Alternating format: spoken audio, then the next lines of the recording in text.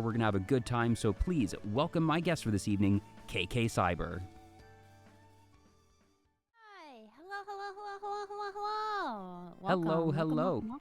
Well, welcome to you, KK. Welcome on in. So happy to have you here tonight. Thank you so much for having me. I hope you're having a good time. And I'm excited to be here. Thank you.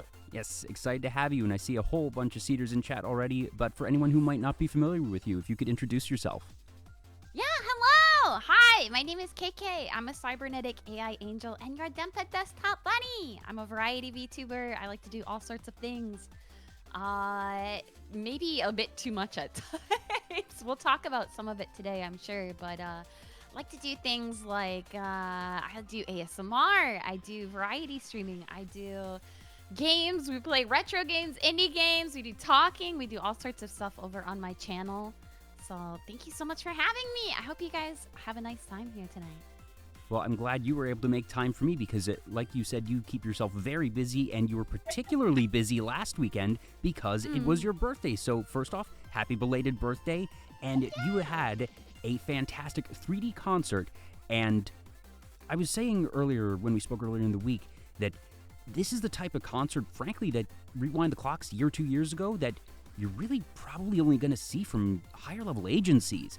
That you had the full-on 3D VR, you had the glow stick crowd in the background, and you had a huge team behind this production that obviously you were performing, and then we had operating the cameras, KKCYBER, doing the audio, KKCYBER. We had doing all the social posting, KKCYBER. You decided to run this on hard mode. You could have had potentially someone at least, watching OBS to make sure that it was running. You did the whole show yourself. Yeah, I just wear a lot of hats here, That's what I refer to it as, that I'm just always trading the hats around between being the manager, being the talent, being the planner, the organizer, the producer. Thankfully, I do get some help here and there from some friends, but once it became the full event, I was basically doing it myself. Oh yes, of course. I guess I do technically have a manager, and his name is Taro. He's my cat. Yes, very important. Yeah, I didn't mean to erase him. No, it's okay. He's a good manager, I promise. I'm not sure if he's around, but if Taro chooses to make a guest appearance, it will not be the first or last time that a furry friend has been a cameo guest on Vtuber Talk. So yeah, I think he's taking a sleep right now, so it's okay. It's okay. Worn out from all that hard work he's doing. Yeah, exactly. He had a late night last night. He had to catch some sleep. Yep, answering all those emails. So when did the idea of having the 3D concert first occur to you? I'm guessing it's probably been a goal for some time, but do you recall sort of the first time you said, okay, I want to do this? Yeah, so last year for my birthday, I did it was kind of my first time doing some sort of full body tracking motion capture event. I'd done a little bit of VR streaming here and there, but it was mostly just, goofing off in VR chat with friends or playing games. But last year for my birthday, I did a kind of pseudo concert, but instead of singing, I just did dance covers because that's something that I used to do in my free time. But this year, because I love singing so much, this year I decided, I would say maybe in July I think honestly it was probably after ARKHAND Expo. I decided I wanted to do more of a concert because when I went to ARKHAND Expo, I got to experience seeing some of my peers and some of my fellow VTubers in person. I got to see them as their virtual selves, obviously performing on a stage for an audience, and it was just really inspiring, and it was something that I decided I wanted to do for myself too. Yeah. Also, Homurura, thank you for the follow. So you have this goal now, and do you remember how far back you started putting all the pieces together, whether that be getting the set list or getting the tech set up? Because I imagine while the last week or two of prep is probably going to be where you put in a lot of time, that getting all the building blocks of it together might have started farther back. Yeah, so my set list is one that I've sang these songs before on my stream or when I've done karaoke before, but I usually just do karaoke with my live 2D model, the one that you see here. I don't know. I just wanted to do a kind of best of. I've sang a lot of songs on my stream for sure, but I kind of wanted to do some of the ones that I feel the most confident in and thought were a really good display of myself.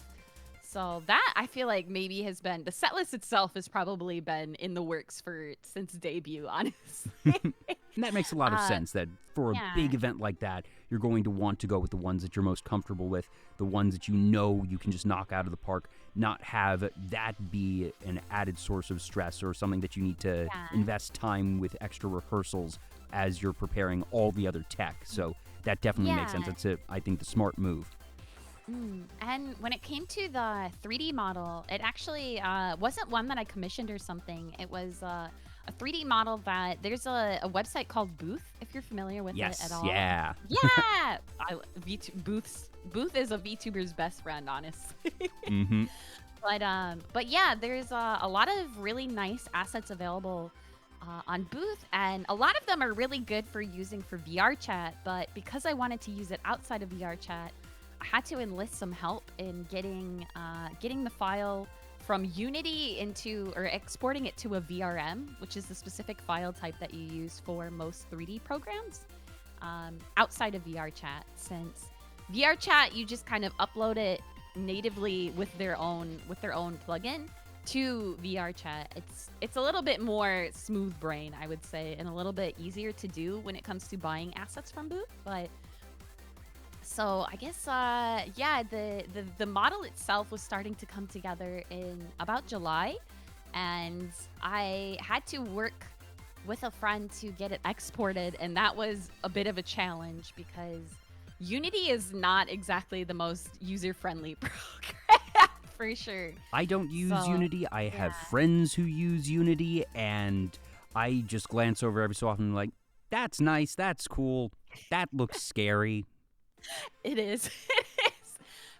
So there was a lot of back and forth between trying to get it to work. But I finally got it. We finally got it together just about a week before the event happened. I had, thankfully, a backup that I have one other 3D model that I have a VRM for.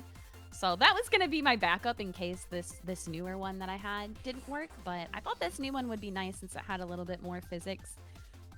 And had a little bit more personality since the one that I had as a backup was like a kind of PS1 style low poly model that I've had for a while. So it's still really nice. It's still a really nice model and I really like it. But for something as big as this event, I wanted one that felt like it had a little bit more personality in it.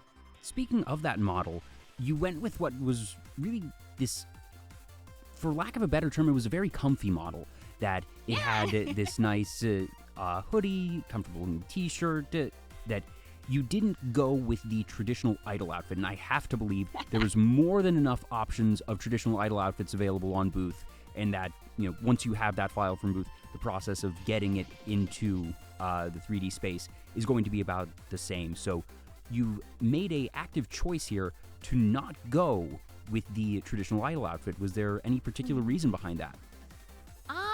I think, honestly, I think it wasn't super intentional, but more of, I don't know. I still don't fully consider myself an idol in a way. So I think that if anything, I want to keep working harder so that I can feel like I earned the right to wear an idol dress. If that sounds anything, that may sound a little silly outright, especially since it's just a 3D model, but. It was something that I thought the more casual outfit, since it was my birthday and I had a feeling there was going to be a little bit of scuff and it was still kind of, I'm still an indie. I thought saving having a kind of big idol outfit reveal for something more major would be really nice to keep working towards it. Yeah. And of course, I really enjoy being comfy and wearing comfy clothes. Yeah. Well, to be honest, I thought it was a nice way to show that side of myself. My guess was that it was just, all right, you prefer the comfy look, that might be a bit more on brand. But learning that there's also that added layer of, okay, wearing the idol outfit it's not something that you are averse to. It's not something that you don't want to do. You do want to wear an idol outfit on a stage, but that you're saving it, that you're telling yourself, I don't think it is unreasonable to say, I want to wait to wear this type of outfit until there's something that is perhaps a bit bigger. That I think you are very much worthy, but I can understand the thought process there of this is a special event, this is a big one, but it's not the one yet. And that yeah, for sure. Having an event I feel like, where you wear that outfit in and of itself is an additional goal, that is something that you are seeing in the future. Yeah, and it's I feel like this one was very much, I wanted to keep it as a sort of casual design. I actually, the stage that I ended up standing on was not the original background or the environment that I was going to pick. I was going to try to make it like a space concert. I found a different background environment to use with the program that I used for the concert that was space themed, but the camera angles that I picked looked really kind of not so good in it. So I went with the stage since it had a lot more effects and a lot of, I don't know, it just looked a little bit more well-rounded for this kind of event. And you've been referencing the program that you've been using, and if memory serves, it is one called Wododo, which is actually a relatively newer one. I don't remember when it hit the market, but my guess is you probably couldn't have been planning with it for too long in advance, because I think it's been available for 3-4 months, maybe? Yeah, I think it's been, oh yeah, it says here, actually not even, it was publicly accessible, released on July 14th. Okay, so you basically had a month. Yeah.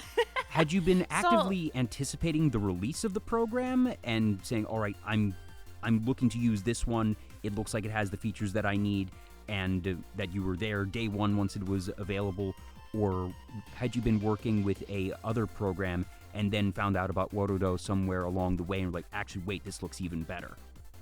Yeah, so Warudo definitely looked even better and seemed like, once I saw that it was hitting the market, I think I saw the kind of release trailer early in July. And since I have another friend, her name is Picky Channel, she does a lot of 3D, and she's been someone who's always inspires me to do more 3D content, since I feel like you can get a lot more personality out of it, since you can have hands and body talking, right? Not just your head. Yeah. But yeah, no, I actually had different goals for the event, but it felt like it was just not going to happen, just because of a time crunch and limited resources. So my original goal was to actually do the event in VR chat, which is also, it's a free game, but I wanted to do it in VR chat so that people could come into the VR chat instance and watch live. Yeah, but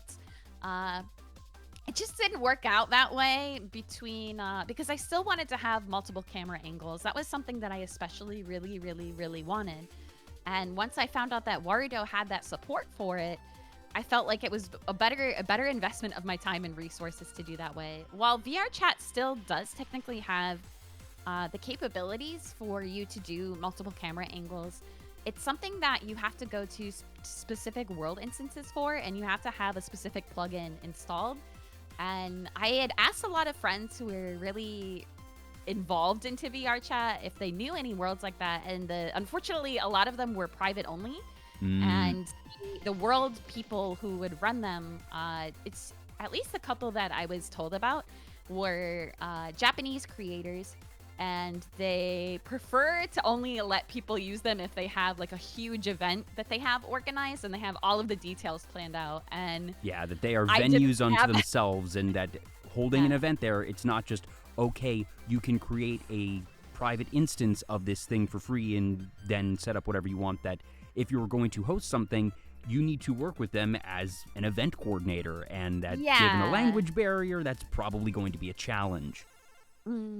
Yeah, and another thing that I was especially concerned about with VR chat is the audio lag, because I haven't really had a lot of experience with going to or planning a lot of live concerts in general, that the few times I have gone to live events in VR chat, generally they're kind of pre-recorded where everything, whoever the organizer is, just hits play.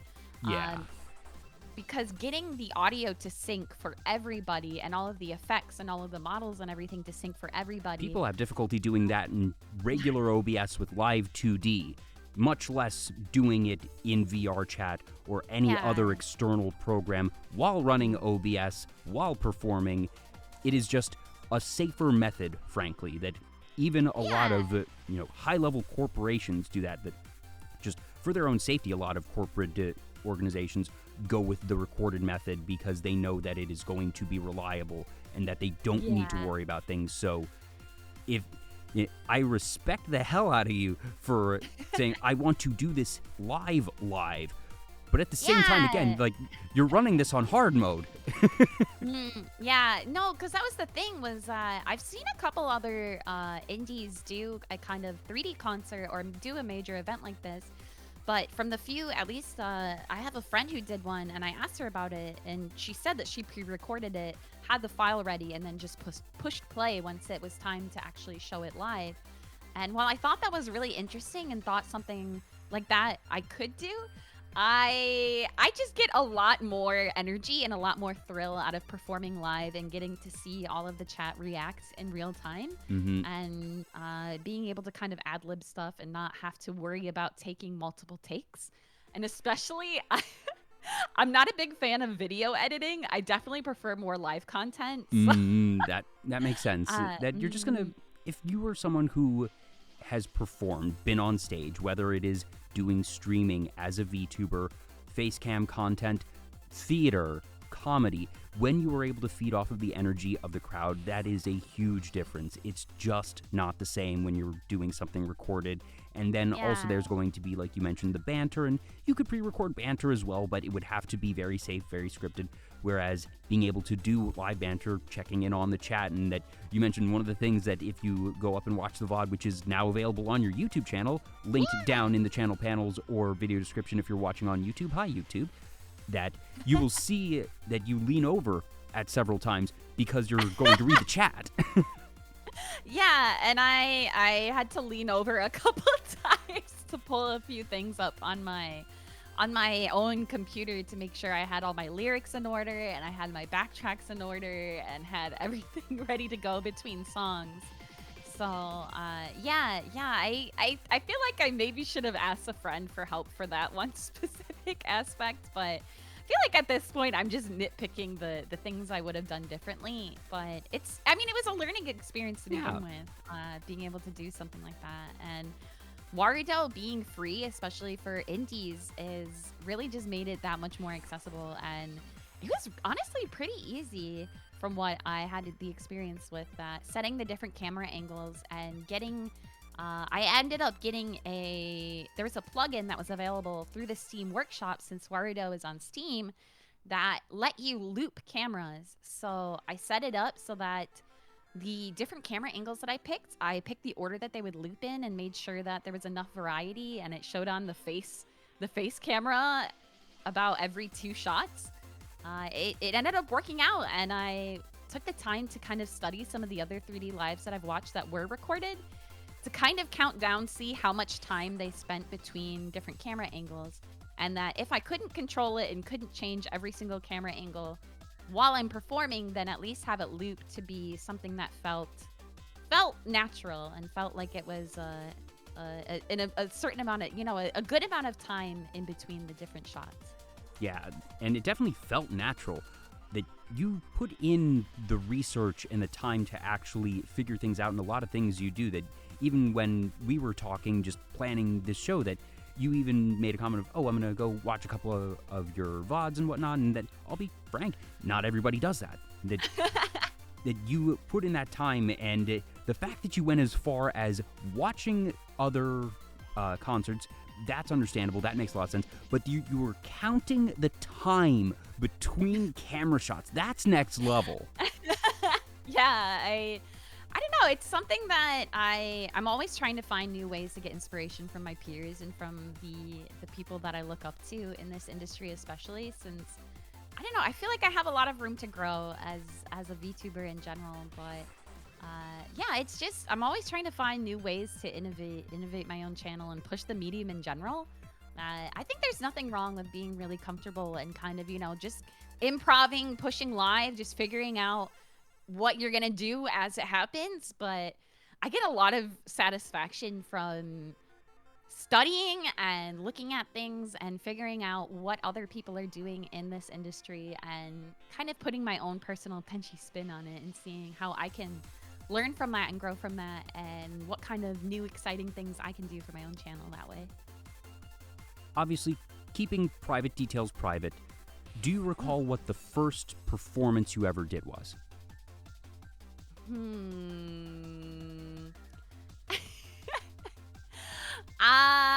I'm trying to remember. Maybe just like some silly talent shows I did in middle school of just singing songs with my friends on a gymnasium stage. But in regards to like an actual production, probably I'm trying to remember. I think the first actual time I was on a performance with a real audience that wasn't just kind of something that was thrown together was I was in a production of Godspell, but I was a background character. I didn't have a main ensemble, character. that's still a performance. That's still a performance. And I kept getting put in the back because I was the worst dancer in that production at the time. But if anything, I was able to grow from it and find out, what kind of stuff I needed to do so that I could have more of a limelight and figure out how I could improve my own skills and my own talents so that I could, get a little bit more attention and put myself out there more and find a character and a type of production that suited me more. Mm-hmm. And what was the first solo performance you ever did? I think solo performance. Are you familiar with the musical Bye Bye Birdie? Yes, I am. Yeah, I was cast to play as the mom in Albert's mother? Yes. And she's going to the army is the best thing you can do. Now you get to do what you wanted to. Albert. Yeah, that was my first kind of lead role. Was to play her mom or his mom, excuse me. And she, as a character, is very overbearing, very comical, very dramatic. There was a scene where she even puts her head into an oven and says that she's gonna kill herself. That's right, she does. Yeah. So being able to be really over the top and not have to be a kind of romantic, hyper feminine character was really, really fun. I felt like at the time. So yeah, that was my first time kind of getting that kind of attention, and I definitely felt like I was one of the characters that was the most comic relief in that production. There's so much romance and coming of age and so much other stuff happening in that show that being able to be the kind of clown, I see now why. That was when I was in high school. So I see now why I was voted as class clown in my senior class. Those are credentials right there. Those are the real credentials. I actually did high school theater myself, and I always wound up with the comedic relief roles as well that never really had anything that was on the romantic side that I wouldn't have minded being a romantic lead, but frankly, I think the comic relief is so much more fun anyways. Yeah! Just, you get the better lines, you get the better moments, you get to be, like you were saying, just, you get to do those crazy over-the-top things, you get to make the audience laugh. Yeah, I definitely feel like you feed off of the audience more when you're in that kind of role versus, when you're doing the kind of starlet type or like the lead hero or heroine. I feel like you have to feed off of your cast members a little bit more to get that kind of energy. But the comedic roles and the kind of, clown jester type roles are definitely more audience driven. And I feel like it helps especially to have a character who's that engaged, because then it helps the audience feel engaged and it gives them moments where they can laugh and feel really relaxed and really comfortable with a production. Absolutely, and that I have a lot of fond memories from the ones that I was involved with, and just some of the times you're playing off of the other cast members, even for those jokes, but at the other times, it's one of the biggest compliments you can get is you see that they are having to hold back and not burst out laughing because they have to stay in character. They can't corpse. They can't break the fourth wall. And you're like, just that you can sort of grin and just be aware of your own hilarity because 9 times out of 10 that's going to fit with the character, but they have to keep a straight face, and that you can just sort of egg them on. And obviously you don't want to actually push them over the edge, but you get to have the fun and just embrace it, whereas sometimes they have to hold back. Yeah, and I feel like those kind of roles too allow you to break the fourth wall, and that's always, I feel like, one of my favorite things to do with live performance is breaking the fourth wall. And I think it's a big reason why I like VTubing so much is I feel like it really, as a medium, because it's not you know, compared to normal streaming, as if this isn't normal streaming. As opposed to Compared face like cam streaming. Face cam streaming. I feel like face cam streaming is a little bit more about the activity. It's about what you're doing as opposed to who you are. But I feel like because of VTubing, because it's so character based and so much more based on the aesthetics and the design and the overall look of it, I feel like because you have that separation, it gives you really nice moments that you can break the fourth wall and really catch your audience off guard more so than what you could do if you were to be a face cam streamer. Yeah, I guess in a way face cam streamers don't have a fourth wall because they don't really have the walls, that they are just like you were saying themselves, they don't have a character.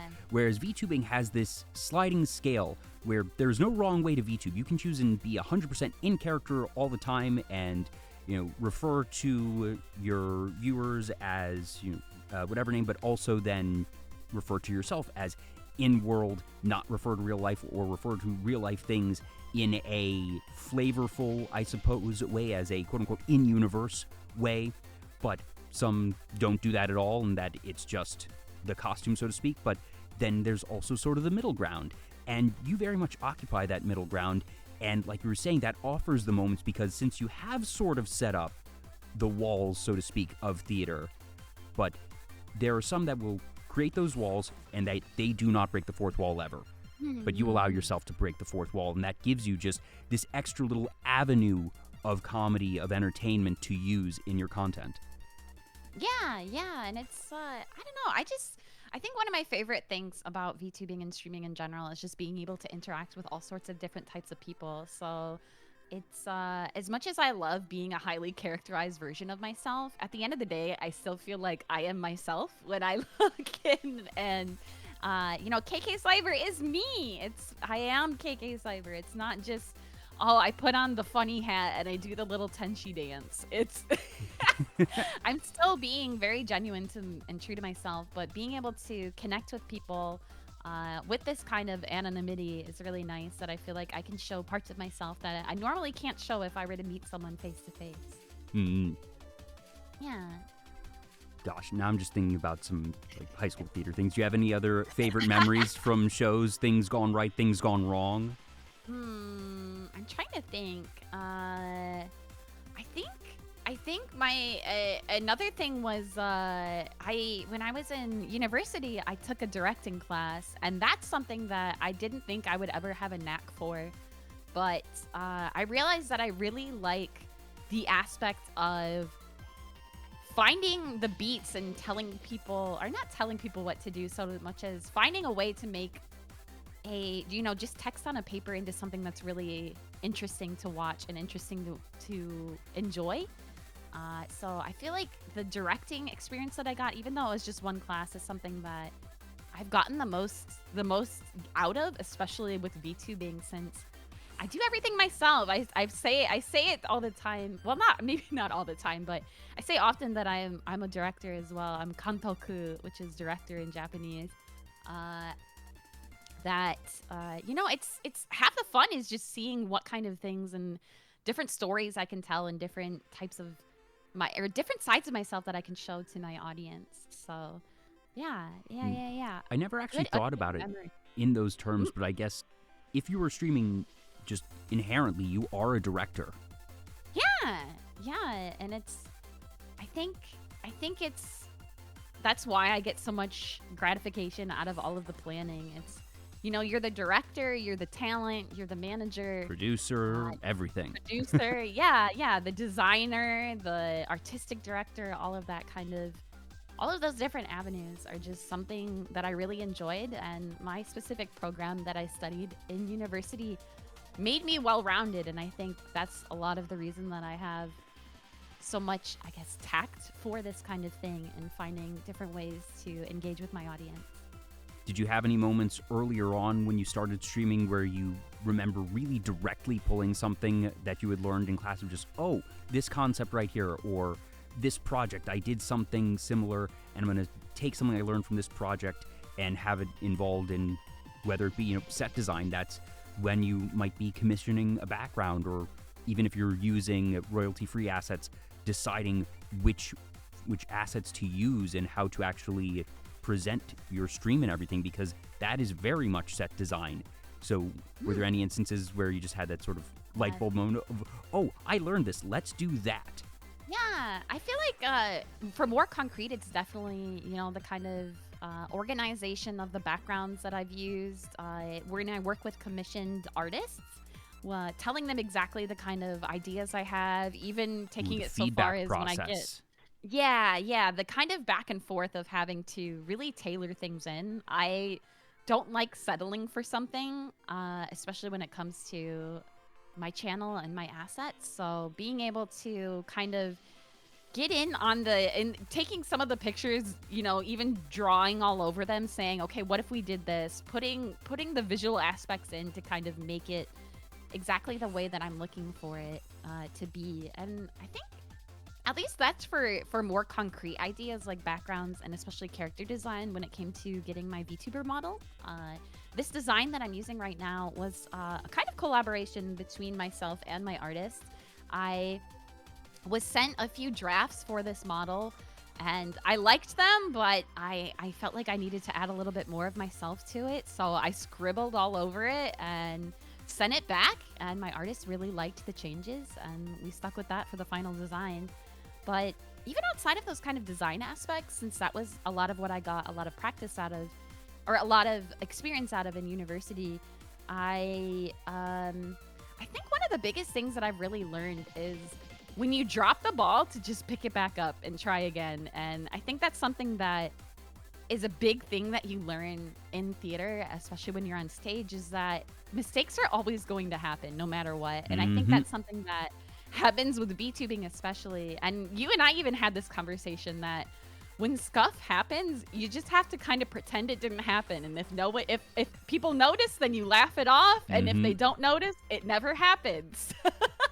That did. So yeah, I think it's that lesson and that idea in general, that when the mistakes happen, you just have to keep going with it and not dwell on them.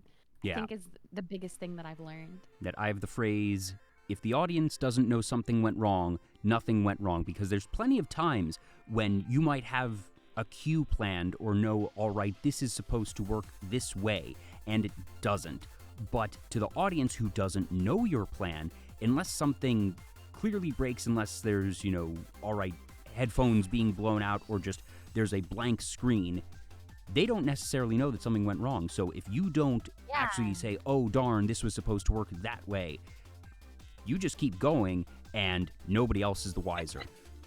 On the other hand, sometimes you are going to be missing an asset. Sometimes audio isn't going to work. That's fine. Like you said, you play it off. Just make it part of the bit or just power through it. The phrase, the show must go on, is very real. And if you're able to make it work in your favor, that there was this one time in a show I was in that one of the characters, they were entering a room, and I forget if it was that they ran into the set or that I think it was they closed the door a little too hard.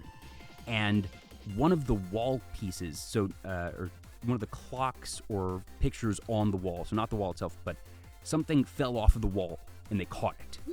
And they just, and first off, props to them for being able to catch and having the reaction. So cat-like reflexes for good sure. Good reflexes, but then just totally in character without missing a beat.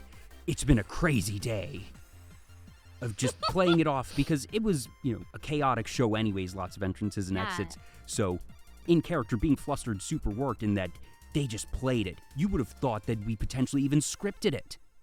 Yeah, I think that whole ability to think fast when you're on stage is something that even if you rehearse everything, even if you have all of your lines memorized, I think it's just like an act of nature, an act of life that, there's always going to be a hiccup no matter what. Even if you have everything totally planned out, that you got to be able to think fast sometimes. And I think that skill and that talent and that trait is something that you get better at over time for sure. Mm-hmm. And I think it's something that really, really benefits live streamers especially. Absolutely. And I have noticed that, oh gosh, and speaking of things that may or may not be wrong, as I realize that one of my own things went a little haywire. Haha. Oops. It's okay. Do you have any favorite moments of just salvaged moments during a production, whether it be from theater, from stream, where, all right, something went wrong and that either you played it off in a way that people just didn't realize and that you were super proud that you hit it, or one that, similar to Catching the Clock, that you just played it off and you were like, oh yeah, that worked even better than I had planned? I think maybe not so dramatic as Catching the Clock, but I think that something that I really am able to improv and play off of natural moments really easily is when I do ASMR. I tend to have a rough outline of the kind of things that I want to do or things I want to talk about during the stream, but I've done a few kind of more like scenario-based ones where they're a little bit more like role play. But even those, I don't really fully script them because I feel like it feels forced when I do that. But you have I a think scene having the script. outline, You have all right, the I want to have like these moments. I want to go here conversationally, and that will eventually, reach the end. And here's the broad map of it all, but no lines. Yeah. So I'm trying to think of any other like major moment where I was able to salvage it. I think maybe not so much salvaged, but I do remember one time I had a friend on for a collab, and through the whole stream we had her audio. But when the VOD came out, I realized I had the track that I had for the VOD muted. So it sounded like I was talking to myself the whole time. So it kind of became an in-joke that I imagined the whole thing and I was by myself. It was just a fever dream. Wake up, KK. Wake up. It's time to actually have the collab now. Yeah. So, needless to say, that VOD didn't end up getting published anywhere, but it was still... Yeah, sometimes that happens. And to kind of laugh it off and not be so upset that, for if anyone missed it, it was unfortunate, but it was very funny to laugh about that it was all just a fever dream and that she wasn't actually there, that it was just my imagination. Yeah, that obviously situations like that are never what you hope to run into, but like you said, you're able to laugh about it afterwards, and that you can't let yourself get bogged down by that. That you could be like, oh gosh, I totally messed this up. I feel so bad for the collab partner. And obviously, you probably did feel bad for the collab partner. Nobody wants to see that happen, but that you need to learn to not dwell on those types of things, and that being able to play it off, whether it is just in the moment and not act super flustered, or just after the fact and say, all right, that should have gone a different way, and that you learn and that you prep for next time, but that you don't let it become something that is constantly on your mind, not constantly worrying about it. Yeah, keeping you awake at night, right? Like, I've definitely had moments like that, and I think that's something that I especially have gotten better about in the past year of streaming, that I used to be a bit too critical of myself, I would feel like, where I would really, really hone in and focus on the negative aspects of streams or focus on the things I did wrong. But I think something that I've really learned in the last year is that if I were to, whenever I do go back and review VODs or review events or, any sort of thing I put out there, that I tell myself to at least find 3 good things if I'm gonna find bad things. To at least, try to outweigh them, so that whenever I do find negative things, that I also find the good in it too. So I think that especially has helped my frame, or my overall frame of what I put out there and the kind of streams I do. That, uh, like you said, mistakes are always going to happen, and there's no point in kind of dwelling on them and letting yourself lose sleep at night. So Yeah. I think a good way to process that and go through it is to find the nice moments, the good moments, the positives, and try to focus more on that. I think that's a really good mindset because obviously Yeah. you do still want to be mindful. You still want to improve, that you shouldn't just completely brush off things that go wrong, that you do want to learn from them and you want to be mindful. Okay, this went wrong. This is how we fix it for the future. Or sometimes it is just, all right, that was a freak tech accident, or that was a Windows update that I didn't know had changed the value Oh, yeah. on this or corrupted this particular thing, and I re-important now, it's fine. But that balance of being able to constantly be improving, but not being, like we were saying, just bogged down by it, and that Yeah. that combination of, all right, I'm going to find some things that were good with it and still keep an eye out for things that I can improve on, I think is a very healthy mindset. Yeah, and I did finally think. I think I've realized now the most.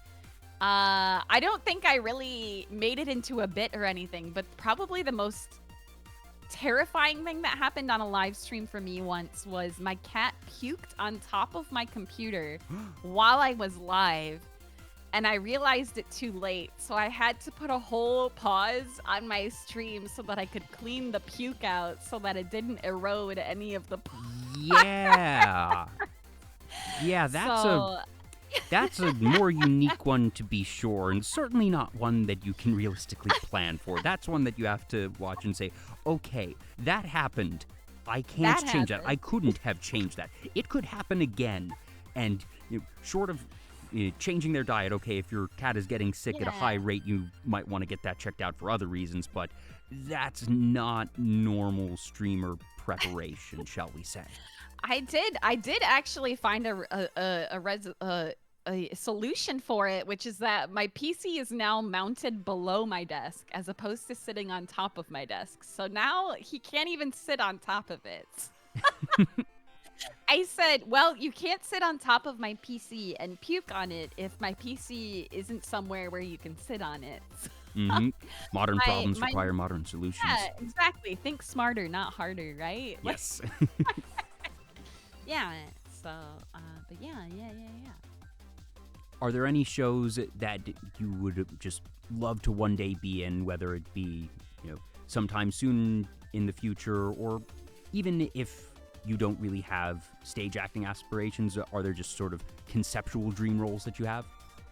I think a big goal of mine is to do a 3D collab and being able to be outside of VR chat, not just necessarily being in VR chat and kind of goofing around with my friends, but to do a more produced kind of experience, whether that be kind of like a game show or like a variety show, or even like an interview show, or like something like that. Being able to have the kind of different camera angles I had for my concert, but also be able to spend time with my friends and show their kind of other charming aspects too, and show just how much fun we have together. I think that's something that I would really enjoy doing. I don't dislike acting, I would say, but I definitely think that VTubing is more my thing than being cast into a specific role. Because I feel like it's more focused on, your ego, your psyche, and it's more focused on finding the best parts of yourself and characterizing the best parts of yourself,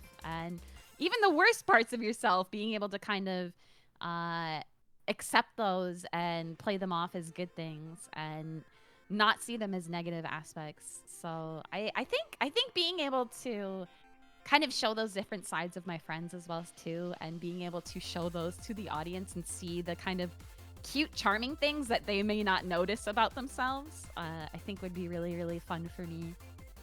I think that type of production isn't too far off. That I've been saying this a bit more recently. I think we are in the middle of a turning point, or really at the beginning of a turning point in VTubing, where we are about to hit the 3D boom, because if you wind back the clocks, the beginning of VTubing, technically around 2016, Kizuna I consider the real start of VTubing to be around mid-2019, when things like Vroid, Live 2D come into play, and that the average person is able to get into VTubing, that there isn't that massive barrier to entry, that yes, you might still need something to get started, that there is a barrier to entry, but you don't need a corporation backing you to become a VTuber.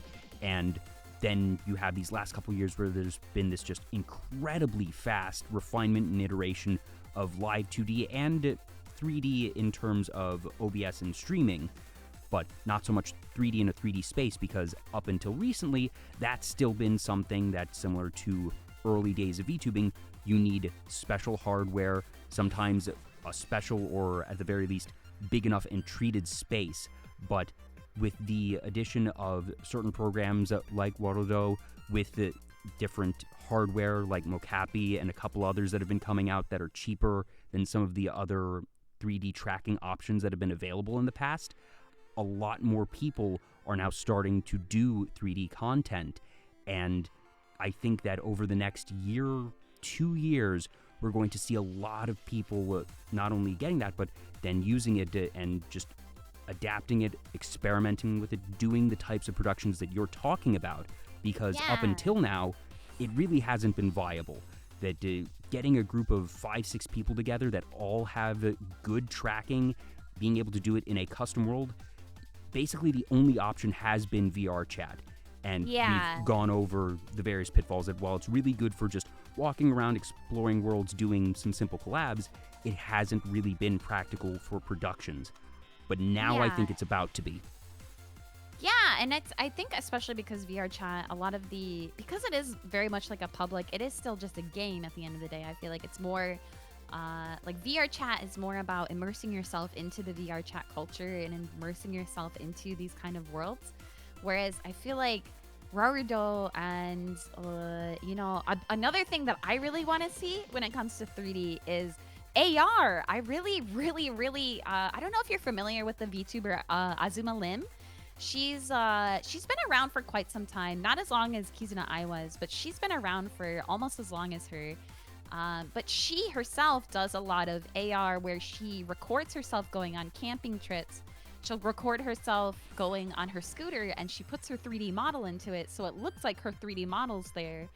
And I still don't know exactly the tech that she does with that, but it's something that's just so interesting to me because it's like slice of life. It's, enjoying just daily life with her, but she still has her model there. So it feels like, you're seeing her do it, not just, the person behind the avatar. So I definitely think that kind of production, especially with Mokopi, because it's Bluetooth, because it's something that you can do on the go and on the fly, I really want to see more people kind of try that experience of vlogging, I guess, whether it's going on vacations, traveling, going to the beach, camping, conventions, all sorts of stuff like that, and being able to share your experience through your own lens, but still show your avatar there.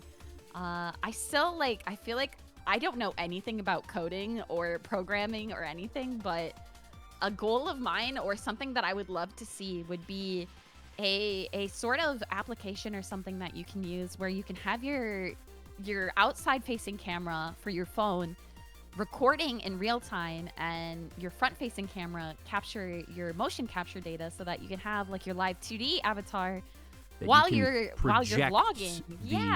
The model in real time as opposed to from what I'm understanding, that you don't need to record it afterwards or at least do editing in post to get things in there. I haven't seen the particular person that you mentioned.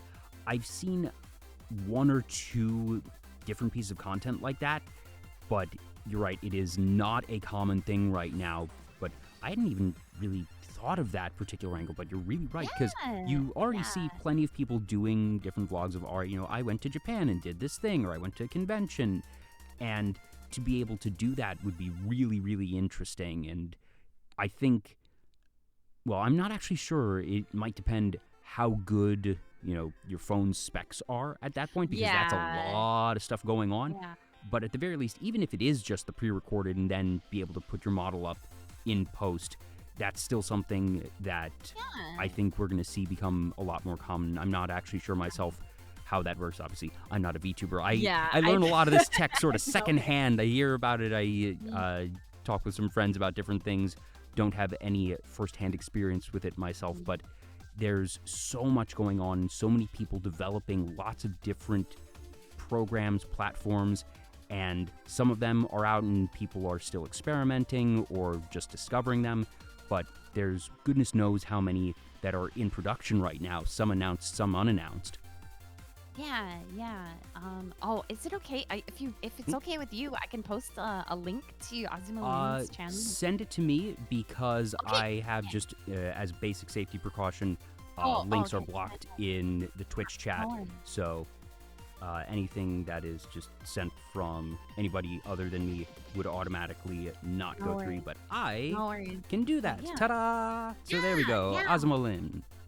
Yeah, she's Japanese, so I don't think there's a lot of subs or like translations totally available. But it's still her videos are really, really comfy, and she's been a girl that I really look up to, especially because for a while she was with a company, so that's how she was able to do what she did back then. But she fought really, really, really hard with her company to get the rights to her model, so now she's completely independent. But it was a lot of back and forth. They really didn't want to give her her channel and give her her model and everything. But I don't know. It's really inspiring to see someone like her do, still doing this stuff and still being able to fight for what she wants. But I think AR content and, like you said, especially more kind of 3D production. Being able to see the kind of variety shows or like kind of major events that some normal I keep calling them normal streamers face streamers like doing, because I know I don't know if you were using Twitch or how long you've been on Twitch, but there was a huge boom back in, I want to say, like 2016, 2017, and especially 2018 of IRL streamers where they would have this backpack and they would travel around and they would live stream while they were walking around. Well, and they could interact with chat. You know who pioneered that technology, right? Yeah, it was Gunrun, right? It was Gunrun, one of the co-founders of Twitch and co-founders of VShojo. Yeah, I remember that. And so I feel like we need to, I really want to see a combination of that technology. And I'm like, I don't know Gunrun. You can rent those backpacks. It's expensive. Yeah. But he still runs that as sort of a side business. But it's the type of thing that, talking about barrier to entry and cost, that unfortunately that type of setup is still very expensive. And the technology exists, but it's not something everyone's going to be able to do. But I'd imagine that within 10 years, maybe 5, that what currently takes that big backpack rig may just become having your phone and a single camera mounted on a helmet or on your shoulder or something. Yeah, and it's like, I'm honestly kind of surprised that Gunrun hasn't done that with VShojo. I know that he developed the kind of like meet and greet kind of robot thing that he would have driven around so that you could meet some of the VShojo girls at conventions, especially like Anime Expo. It was a portable robot that was on wheels, and I've seen another company that did that at Offkai Expo. The company was called Oshi Live, where the VTuber themselves could control the robot. Like, they would be able to use like a video game controller and control it and walk around with it, and there would be themselves on the screen and a speaker so that whoever they talked to could hear them, and then they would have a webcam so that they could see the face of who they're talking to, as well as there would be a microphone so that they could hear them. And I feel like that technology is definitely something that could evolve to do kind of more of this 3D AR content. But I definitely think it's we're not quite there yet, but hopefully not quite as close, but slowly but surely. Yeah, and it's I don't know. It's just really interesting to see this kind of industry just incept in such a difficult time of COVID and see this kind of. Mm-hmm. I mean, obviously with Kizuna Ai and other VTubers, it started before COVID, but obviously it really, really came to a head during COVID when everyone was stuck at home. But Yeah. I feel like because it's so new and upcoming, I still feel like there's so much more room to grow and there's so much more of the envelope that can be pushed between just live streaming and just doing kind of edited content. Yeah, hitting a couple different points there of just the timing of VTubing that, like you said, obviously things started before COVID, but I think COVID absolutely was a catalyst for VTubing as a whole, that there was multiple factors in there. One, I know at least 2 people who started VTubing because they got government stimulus checks and weren't doing anything and said, I now have this money and I want to try doing this thing. Hey, that's exactly what the stimulus check was supposed to be for. They used it for what it was for, and that's how they got into VTubing, that they spent it on their first model. Yeah. Also, I think that the debut of Holomyth, Hololive Generation 1, or EN Generation 1, was one of, if not the single biggest moments in the growth of VTubing worldwide. That obviously there were already English VTubers, there were already VTubers all around the world, but the amount of people that saw those debuts and that saw clips from streams immediately after those debuts, you can see night and day the amount of people watching and becoming VTubers from that. But also, I think it's very reasonable to say that a lot of people were tuning into those debuts, and, well, you can see the data across Twitch that when people were inside, what were they doing? They were, watching streams on different platforms or doing streaming themselves, so numbers were higher there. But the more nebulous part, and I don't have any data to really concretely back this up, but a theory that I have is that, people are inside, and that when you are watching a VTuber, they're going to have some type of background, whether it be plain color or what you have right here with the very fancy futuristic, it's not quite a space station, but, a next millennium apartment. That you watch this and you're not seeing somebody in their bedroom or their living room inside like you have been for the past however many weeks or months. And that little bit of mental separation, suspension of disbelief, that obviously, all right, there is a real human in a normal room behind the model, but that you're not looking at somebody else who's just inside. I wonder if that may have added a small bit of extra appeal to VTubing in that particular time. Yeah, the kind of level of escapism. And I know that that's like a thing even for VTubers, that even just besides the people who watch, but I also think it's also something that a lot of VTubers really enjoyed, was because they're stuck seeing themselves in their own bathroom mirror, they're not going outside, they're not seeing other faces. Getting the kind of adventure out of it, of being able to immerse yourself into this character who lives in your own computer, was a really great way to kind of get out there and try new things and still be able to socialize during COVID, especially. And it's something that I especially really liked, that I have been streaming for quite some time. I started streaming technically back in 2015, but I didn't get into VTubing until about 2020. When it was a little bit, I had been planning for it before Holomyth, but I still remember waking up and staying up for however many hours to watch the Holomyth debuts with my friends in Discord, and being able to kind of have that escape a little bit of escapism, a little bit of an identity detour is what I kind of refer to VTubing as sometimes. I've never heard that term before, but I like it. Yeah, is being able to have that other aspect of yourself and show the other sides of yourself that you normally can't show, because sometimes I know a lot of VTubers, it's really funny that my friend will make fun of, not it mostly in jest, but will make fun of VTubers that all of us are so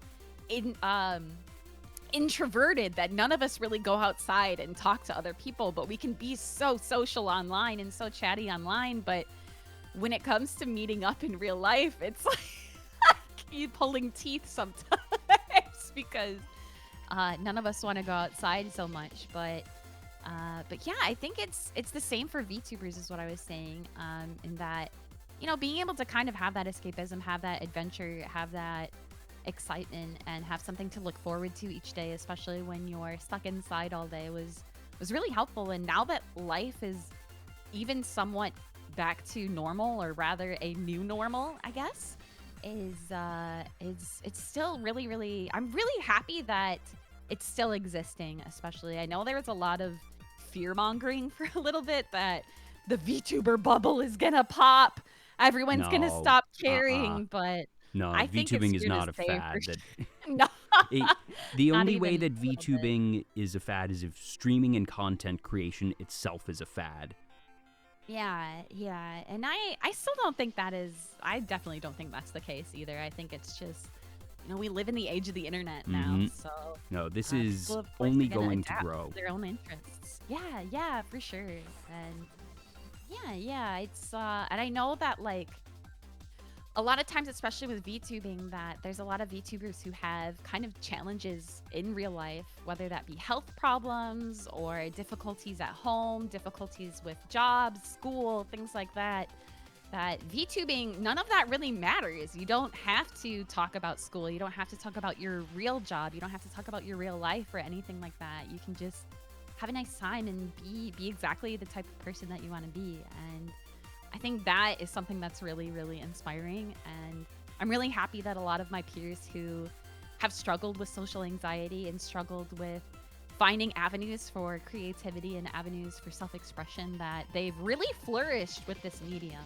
So it's something that I want to keep pushing, to find new ways to have that level of self-expression. And with regards to pushing things and finding new ways, that even though it feels like VTubing has been around forever, it feels like it's been a very long 4 or 5-ish years, not quite 5-ish years at this point.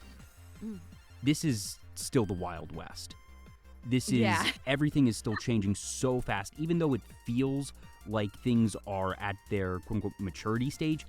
No, we are absolutely still in the early adopter stage. If you are here right now, if you are watching this show live, congratulations, you're in on the ground floor. Because these are the early days that, like I was saying earlier, you've seen just over the past several years how fast live 2D tech and 3D tech has come already.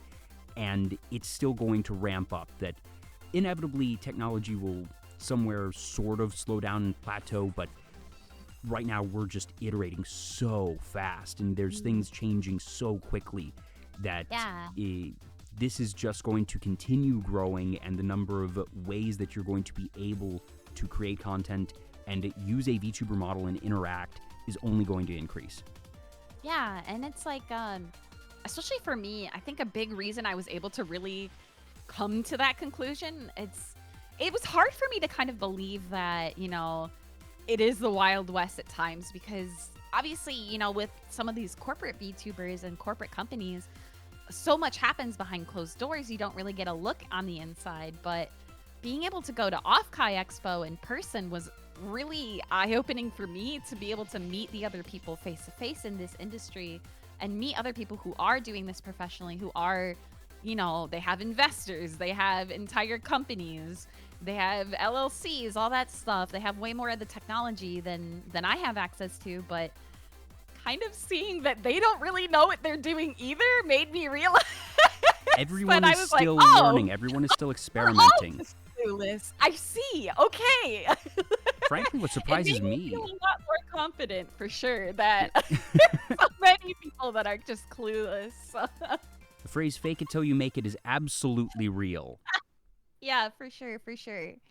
And I'm honestly surprised that Off-Kai is still the only VTuber-specific convention. That obviously most anime conventions in North America nowadays are going to have at least 1 or 2 VTuber guests. That the folks there have realized, okay, this is something that our audience cares about, and that they're going to bring in at least a bit. And I am not expecting anime conventions to completely rebrand or have a total upheaval. I expect that most will just do what they've been doing, and I think that's what is right for them because they're anime conventions. They are not VTuber conventions. Yeah. But I think that the market can support at least a handful of VTuber conventions, and I fully expected that by this time there would be at least one more in addition to Offkai. I figured, okay, Offkai is the first. They're always going to have that.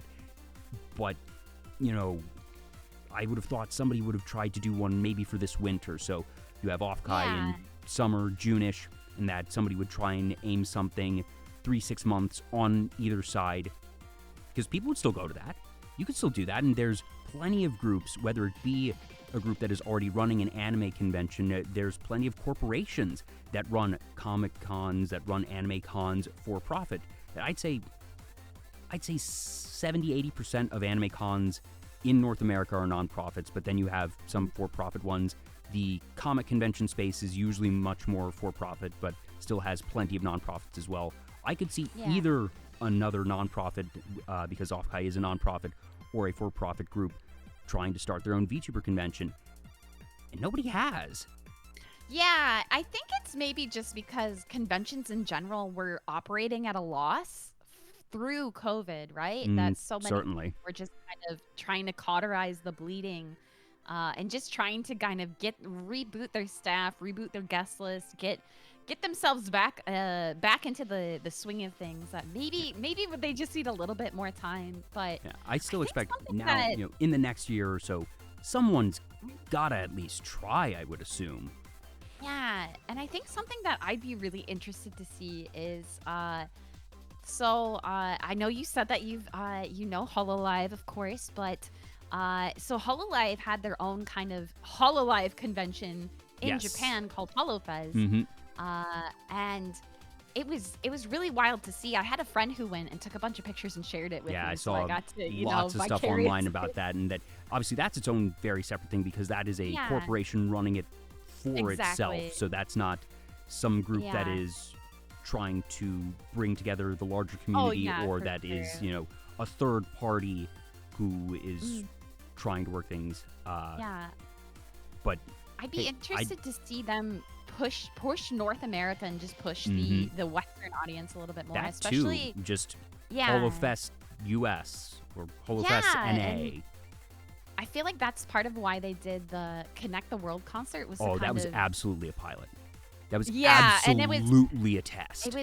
I was very lucky enough to get a ticket to go through a friend, and it was just such a wild experience to see that many VTuber fans, especially just Hololive fans, together, and just how happy and friendly everyone was. It was so different than conventions, I felt like. And even Offkai Expo itself as a convention felt so different than every other convention I've ever been to, that I feel like it's just such a different community, and everyone there has a little bit more, I don't even know how to describe it, but it just feels a little bit more connected, and that's something that I really hope will push more here in the United States especially, but especially in other Western countries. It would be awesome to see like a European, I know there's a lot of European VTubers especially, and it would be awesome to see them have a major event there.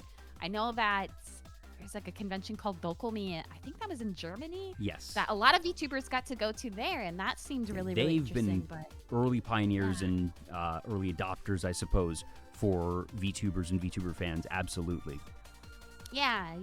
So I hope Offkai Expo especially grows. I know that this year was just their second year doing it, and they already, I think someone said, like tripled or quadrupled their attendee size, let alone the events. That I had friends who went the first year and said that it felt like it was just kind of a weekend con, which wasn't a bad thing, but that's how every con begins. Yeah, exactly.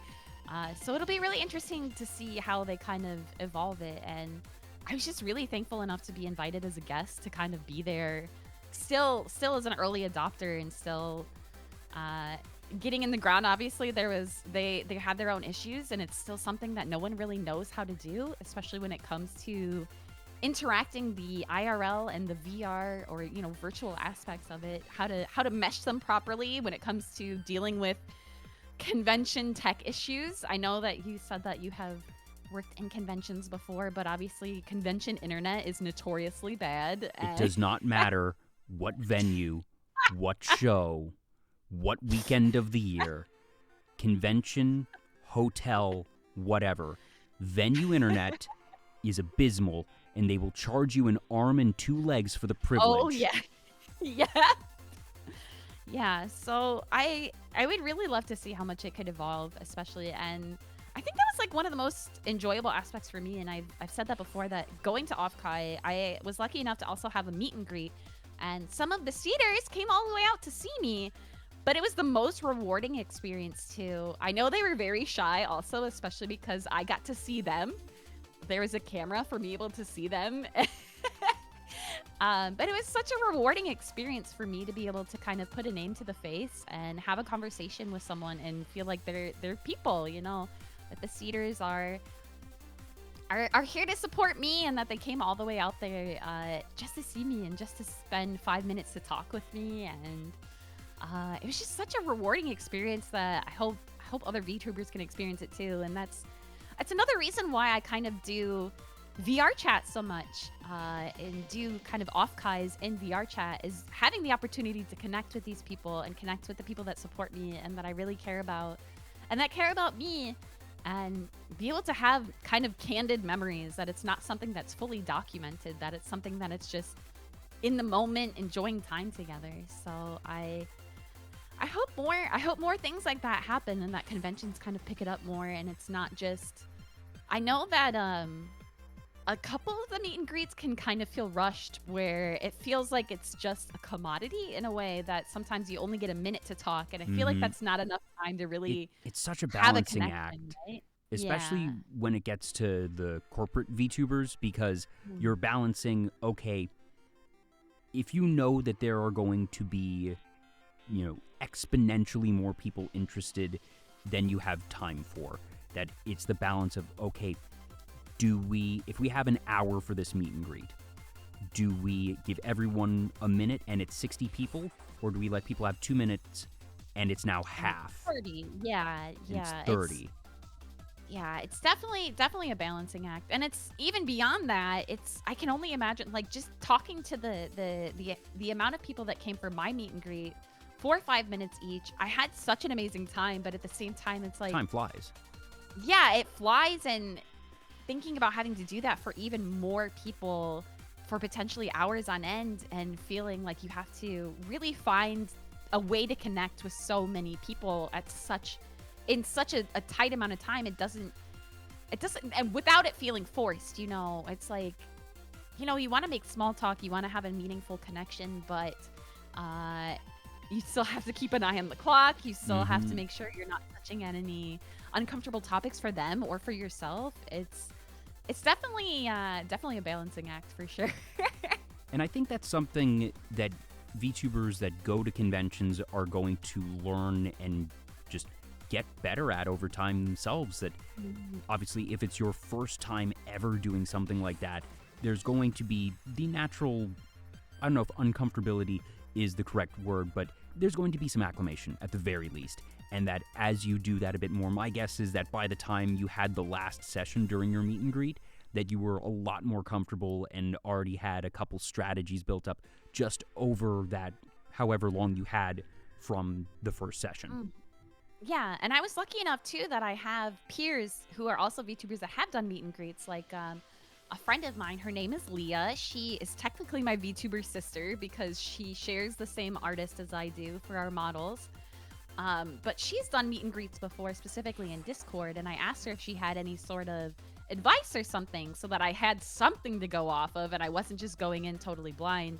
Again, it's like you said, I like being as prepared as possible for these kinds of things, but yeah, I asked her if she had any sort of tips, advice on how to handle any sort of negative aspects, and it was really, really helpful and really eye-opening. But at the same time, I just really wanted to find a way to just connect with people and feel like they were having a good time. So yeah. Yeah, one thing that I always, having done conventions, I've worked with guests before, And one thing that I usually say is, if, I might not know the ins and outs of your community, if there is a particular topic that I would not necessarily know is a sensitive one, that obviously if I hear a guest say something that is just blatantly inappropriate to a guest or something, that I'm going to intervene, make sure things are taken care of. But sometimes there is either, I don't want to say inside joke is not the proper term, but if there's something not obvious, if there's some topic that for some might be very mundane or totally appropriate, but for this person, for whatever reason, it is not good, that I say, I'm going to be around, I'm going to be attentive. There might be things that I miss. If there is ever something that you need just the eject button, and you don't see me immediately jumping in because I don't realize it, a passphrase of just that, them saying, one sec, I need to get a drink of water, or call me over and say, hey, do you have the time? And that you as a guest can say to whoever is running your meet and greet or something, by the way, if you hear me say phrase blank, that means that please shuffle off that person, please get them out, that something has become uncomfortable for me, and that this session should end. Yeah. And thankfully, I was lucky enough that for my meet and greet for Off-Kai Expo, I had friends who were attending the event in general, and in exchange for getting them a pass, I said, if you need to have 1 hour, I will give you a pass if you give me 1 hour of your time for this meet and greet. And I think it helped me a lot to have, instead of just and especially because I know Off-Kai was a little short-staffed. Like you said, they're nonprofit and they were run solely on volunteers. But having friends who were there to kind of help as well was really, really assuring, to feel like I could, if something were to go wrong, that I have people that I could message on the side, or that I knew could read the room well enough and knew kind of my own comfort, and knew more about me as a person to help if something like that happened. But thankfully, no, I wasn't really expecting anything like that at all. Yeah, and you rarely do expect stuff like that. And especially at smaller conventions, usually that those are going to be the people that are really caring, really passionate, really nice. And obviously, statistically, as groups get bigger, you are more likely to statistically have someone who's a jerk. But that, fortunately, the vast majority of the time, those types of interactions are going to be the highlight of the weekend for the guests, and that they're going to be, like you were saying, those really special moments. And I'm really glad that you're able to have that. Me too. Yeah, it was really rewarding, and I'm just thankful enough that overall my community in general has been just like really receptive, and we get along really well, and we haven't really had like bad eggs or bad actors or anything. I know sometimes sometimes that kind of stuff happens here and there, but you click the ban button and you move on. Exactly. Don't dwell on it. Don't let it keep you awake. Don't let them get to you. That if they see you reacting after you've hit the ban button, that's just gonna fuel them. That makes them feel like they won. That the thing that I say to folks is, if someone is doing something, ban them silently. Don't even address it. Don't give them the satisfaction. If you were encountering, heaven forbid, if you end up getting a hate rate or something, that just, I have safeguards in place for my own thing, but if you react to that, 9 times out of 10 the person is going to be watching and lurking. I've seen cases where someone was having to go through that, and they were reacting, they were sort of, they were throwing jabs at the person, being like, whoever's doing this, that's a very sad thing, it's a very unfortunate thing, and they continued to send things in, and I DM'd the person. I was like, dude, they're feeding off that, just move on to a different topic, they'll get bored. And they subtly moved off the topic. 5 minutes later, the thing stopped. Yeah, it's I definitely have had moments where I vent to my community in Discord after, where I say thanks for helping me to move on, because I feel like, especially when it comes to streaming, it's like you get used to being so reactionary to things that Yeah, normally under you normal wanna- circumstances, that's what Yeah, you are supposed to. exactly. You're completely Exactly. correct. That's how to be entertaining. That's how to be a good streamer. That to Yeah. to actively ignore something is contrary to habit at that point. Yeah, for sure. But yeah, I think it's always going to be an inevitability that there's always going to be, the bigger you get, the more likely you are to get some not so good people. But I think it's all the more reason why you should like continue to celebrate the good people in your community and do things that are about community engagement. I think that's something that I especially really enjoy doing for my channel, is finding ways to engage with my community. Even like I've done a cooking stream before, and then I shared all the recipes, all the ingredients and everything, and got to see them make it themselves. We've done a stream That's so before where cool. we did like a green screen stream where I told my community to submit memes and copy pastas and stuff, and I would dramatize them. I would act them out for a green screen, and that was a great time. And yeah, I don't know. We've done a lot of events, even outside of like I said, we do VR pretty often too, and that especially I feel like is really nice to find ways to connect with each other, because then I feel like the more connected you are to the community as a whole, the better it is that when those bad actors come around, you don't feel like you're alone. You don't feel like it's just your job to take care of it and your job to not react. That they're here to support you too. Absolutely makes a really big difference. Also, Valentina Yeah. 2023 Mika, thank you for the follow. Welcome. It's going to be really interesting to see in the coming years of just one, like you're saying, more conventions getting involved with that, whether it be a VTuber convention or other pop culture anime conventions having more VTuber content, but also just being able to do those types of interactions on your own, being able to host meet and greets in VR chat, or just doing those different types of user-submitted content things. And then we already have a whole bunch of different types of that now, but what are going to be the new ideas, the new iterations? What are the things that we haven't even thought of yet? Yeah, I think that's honestly probably what keeps me awake the most at night, is trying to think of new things to do, or like, laying awake and having an idea and wanting to flesh it out completely. Like in that moment, Even though or at the it's very like least, 3 in the morning. Yeah. at the very where least, write it down so you don't forget the broad concept. Yeah. Where I start thinking about, I'm like, okay, it's 3 a.m. I need to sleep. But if I don't write this down right now, I'm going to forget about it. Yeah.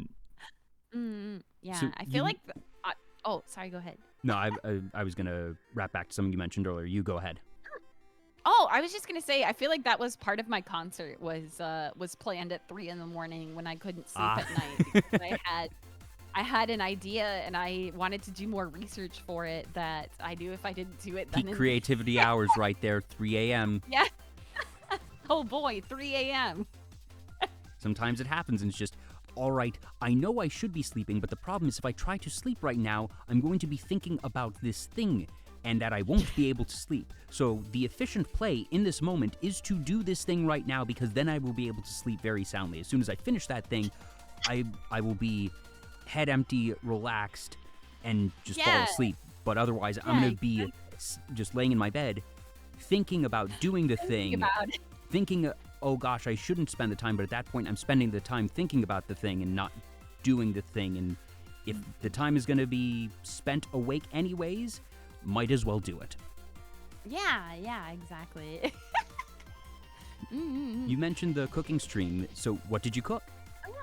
Yeah, we made omelet rice. We made omelet rice, which is like ketchup fried rice. Yeah, and I also attempted to make like Japanese flan pudding, and that did not turn out the best. It was a new recipe I had never tried before, so that was I realized once I was live, I was like, okay, maybe I should have only picked recipes I have made before. Maybe that would have been the yeah. But that was half the fun, I think, was the mistakes I made, because I had never made caramel sauce before. I've never made it, and it's honestly kind of dangerous. I didn't realize until I was in the middle of it that you have to basically cook sugar in water, and you just can't touch it. You just have to let it sit there for a certain amount of time, and then once it does finally get to the state that you need it, you have to act very quickly and add water to it, and it's very sticky and very hot and can cause very dangerous burns. Thankfully, nothing like that happened, but the only issue I had was that the pudding was a no bake recipe. That normally this style of pudding you cook in the oven, or in like a shallow water, or a shallow pan of water. I forget what the specific process is called, but this one, the recipe I was following required gelatin, but I didn't get my timing done really well, so my pudding just ended up turning into soup. Oh no. It tasted good, but it definitely wasn't pudding, it was soup. Well, at least it was still tasty soup. Yeah, exactly. And but the omelet rice turned out way better, and I think that was a really enjoyable experience, and especially getting to decorate it with ketchup on top, live. Yes, the classic. Really, really fun. Yeah. But also getting to show off kind of my cooking skills was really nice. That I really enjoy home cooking. I think it's something, especially in the United States, that more people should try to learn how to do and improve at, because it's so expensive to eat out at restaurants so often in the United States, especially. But yeah, and I also just think, for myself at least, that home cooking is just really enjoyable. That there's something really satisfying about going through the ritual, getting your ingredients, preparing them, putting them together, and then plating them, and then eating them, and knowing that you did it, right? That it's your hard work. That, especially if you can share that food with someone else. So yeah, and I love that you obviously physically were unable to share the food, but that you shared the recipes. Yeah, it's my goal with that type of stream was to, and I still want to do another one in the future, is to improve other people's home cooking too, because I definitely, I feel like with any kind of skill or anything that you learn, that home cooking is something that you only get better at over time, that you're always bound to make mistakes. And I wanted to prove, even I made the mistakes live on stream, that cooking is a science in a way, that there's not always going to go exactly how you want, but it can be a really, really nice thing, and really, really rewarding to be able to cook for yourself. And it's I've watched a lot of cooking videos on YouTube before. I enjoy watching kind of home cook channels and stuff, but I was inspired to kind of do something myself so that I could help enable people to cook for themselves too. And I know it can be really, really daunting, especially knowing all of the different types of cuisine and different styles of food and everything that's out there. It can be really, really kind of scary, and you can get decision paralysis of not knowing exactly what to eat. I mean, even now, I'm like, what am I gonna eat for dinner tonight? Right? It's so I thought it would be a nice excuse to convince other people to cook for something for that kind of event. And we've done kind of like food events before too. That my very favorite food is Japanese style curry. So there is a day, I think it's in November, that is technically curry day. Yeah, and we did a stream. I didn't have a setup to do cooking then, so I didn't end up cooking, but we discussed all things curry and watched some curry videos, and I convinced everyone, well, not everyone, but anyone who was willing to participate, to make curry and post pictures of it, and I showed them off on stream. And yeah, even Zintar here is saying that the first time that they made homemade curry was for an event. So I think it's fun to enable people to try new things themselves too, and that's a big goal of mine with stream in general. Is if I'm going to be pushing myself to try new things, is to try to get my community to try new things and improve themselves too. Really good goal. Also, Miho VT and E-Ray, thank you for the follows. you beat me to the punch on one of the next questions, which was going to be what is one of your favorite foods. So Japanese style curry, definitely something that I really enjoy. I actually had curry for lunch today, and it was very good. Oh, nice. That what style?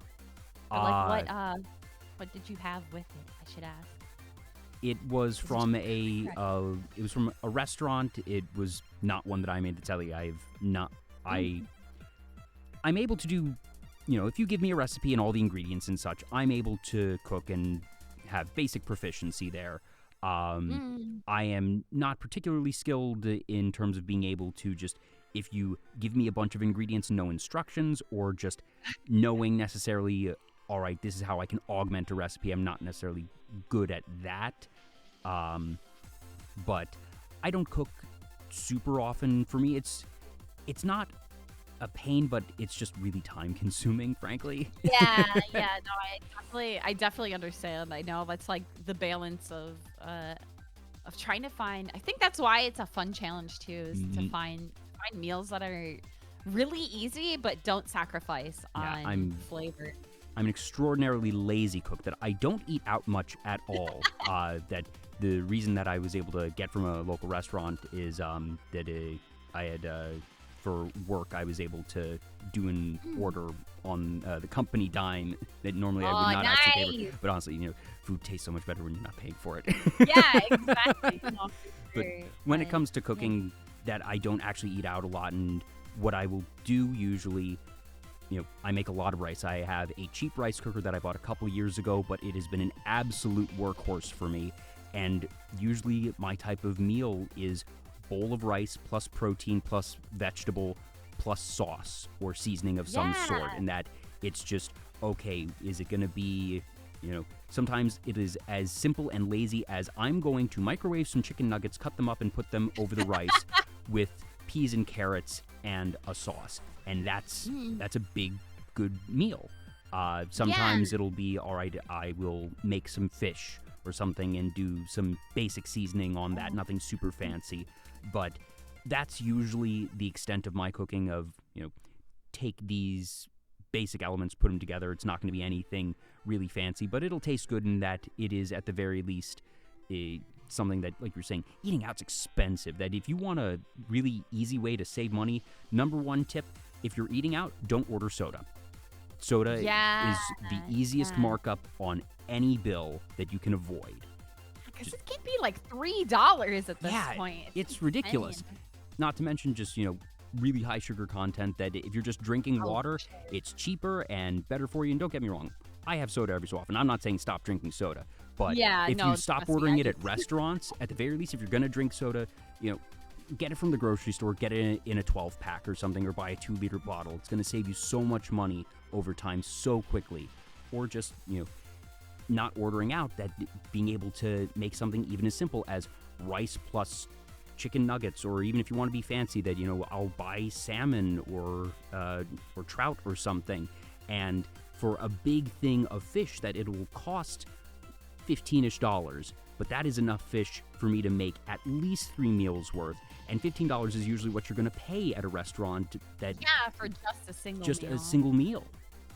Yeah, and it's like I think I've definitely hit the point too when it comes to home cooking, that I've had times when I'll take a gamble, I'll try something new or try a new restaurant, and I'll think to myself, I should have just eaten at home. Because that's the worst feeling. when you feel like you've been overcharged and the food is either just burnt like, or I paid $20 for this really mediocre burger. Yeah.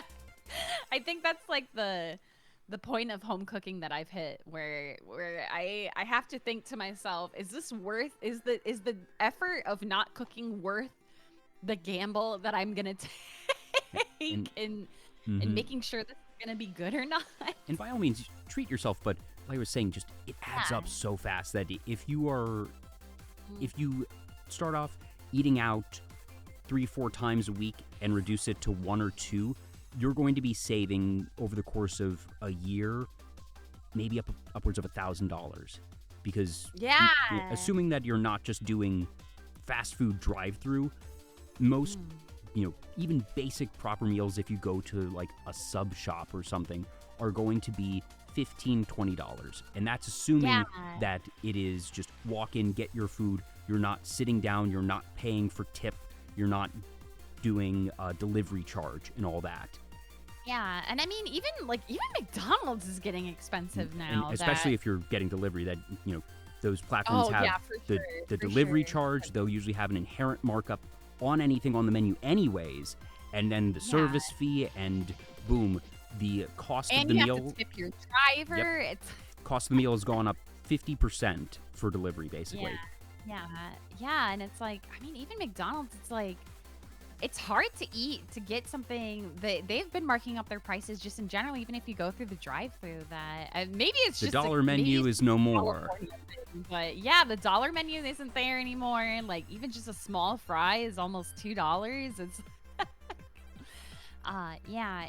it's unfortunate, but it's really interesting to me because it's not this way in other countries too. I know it's that was one thing that I really liked about visiting Japan, was that food there is so much cheaper and the portion sizes are so much more manageable that you can get super full and eat something super high quality for like $10. Mm-hmm. And you can eat really nice food for that. And even if you spend less than that, you can still get really high quality food and really high quality meats and fish. And it's singular exception to this rule: fruit in Japan. Yeah, that's what I was gonna say, is that the funny thing is that it's more expensive to cook at home in Japan than it is to eat out, which is why everyone there usually eats out, because it's more expensive for you to buy things and buy meat and buy the ingredients you need. I have a friend who's been living there almost a year now, I think. And he's the same way. That, I mean, to be fair, he didn't really cook a lot before he moved there, but he especially has no interest in learning while he's there, because he said it's just way too expensive to try to make food at home. And especially for the convenience of being able to, with a country like that where you can just walk around, you can just walk somewhere, get food, get home. It's so much more convenient, more cost effective, and more time effective to just go somewhere. And I wish it was that way in the States. If only. But I know, right? But yeah, I really like home cooking. It's a nice thing to do. Are there any recipes that you haven't made or feel that you haven't quite perfected that you want to make? I'm trying to think.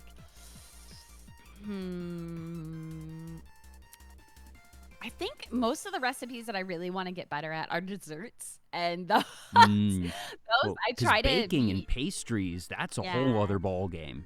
Yeah, for sure. And it's like I admit I feel a little guilty when I make too many desserts, especially if you're making it yourself. You know, if you go to a bakery or go to a cake shop, you can get one thing, call it a day, walk out. But if you're making it at home, odds are you're going to have at least a dozen. It's like, well, I shouldn't let it all go to waste. Right? And then you end up eating like 5 slices of cake, and you're like, okay, I definitely should not have done that, but I would have thrown it out, and that's a waste. And it was so good, right? Yeah, I don't know. I've never really tried to make. I made bread once, and that turned out really well. But I would like to try to make croissants or something, or some more like actual pastries that have a little bit more effort. But yeah, it definitely takes a lot more time, especially when you make something that needs to rise and have resting time between that. But the one time I made like a really sweet, like Japanese style milk loaf, or like shokupan style bread. Ooh. That took a really long time, but it was some of the best bread that I've ever had when I made it at home. It was so fluffy and light, and was worth all of the time and effort, and tasted so good. I should make it again. It's been a while. It's been a really long time. So, yeah. I definitely think pastries is probably the one thing, but that, and just trying to, I guess maybe improve at some of the other meals that I made. Like the omelet rice I've gotten pretty good at. But I like to make mapo tofu pretty often, if you know that meal. Not one that I've ever tried to make, but I've had it. Yeah, I have a really good recipe that I like to follow that's I would say is as close to authentic Chinese mapo tofu as possible. Especially because the guy who runs the channel that the recipe's from, his wife is Chinese. So Mm. yeah, so he makes sure to source as much stuff as possible, and thankfully I live in an area where getting the kind of specialty items and specialty ingredients is really accessible here. So um but it's definitely a meal that takes me a lot of time. There's a lot of preparation in it, and I usually like to have it with gyoza and like an egg drop soup to have it with as well as with rice. So that's a special meal. But I think instead of trying new recipes, I just want to get faster at it and find ways Mm. to improve my efficiency. And I also have a very bad habit of when I cook, I use too many dishes. Like I don't need to use as many dishes as I do. So then the cleanup ends up being kind of the worst aspect of it. But yeah. Mm. I think efficiency is something that I want to work on. Yeah, just the iteration, being able to make it a little bit quicker, a little bit better, or figuring out, okay, is there a way I can improve this to make it so the end result is just that little bit higher quality.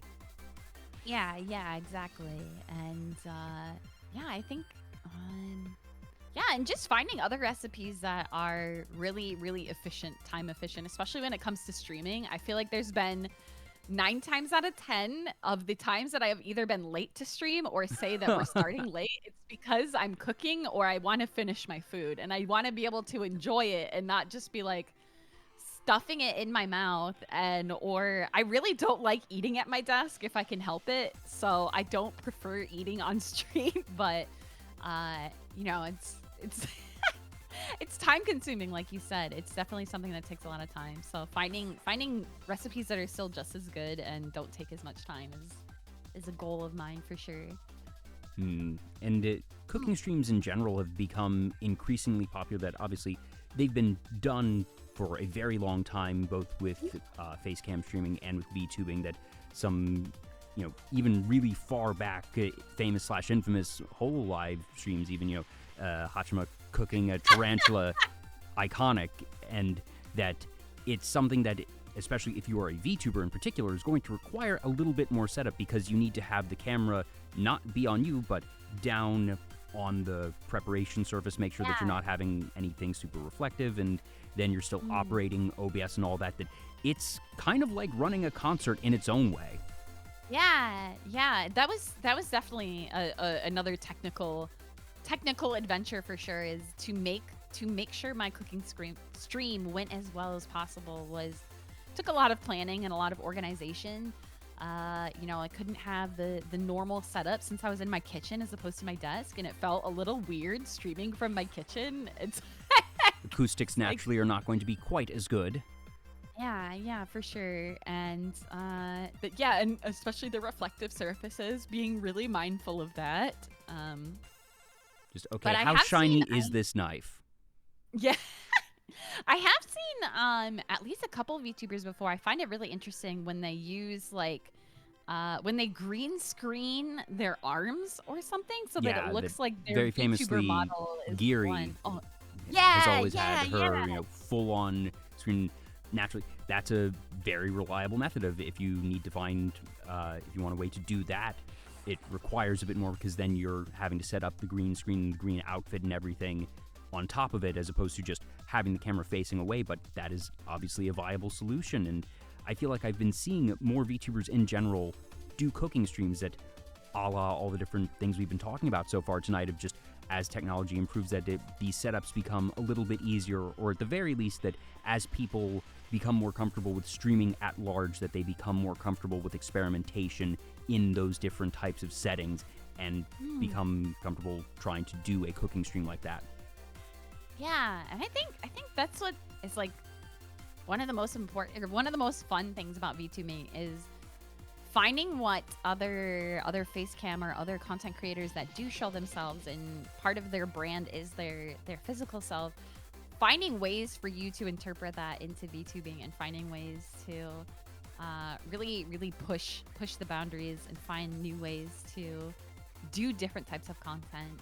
I know that's like something to do. Like ASMR is another challenge, I would say, when it comes to that. That a lot of kind of face or like camera based ASMR channels on YouTube will show themselves or their hands and things. And I did try it once. I had like a hand cam for my ASMR once, and definitely had mixed results, and had to. It's still something that I'm working on and improving at. But I think it's just really rewarding to be able to see what kind of stuff you can get away with combining different types of technology.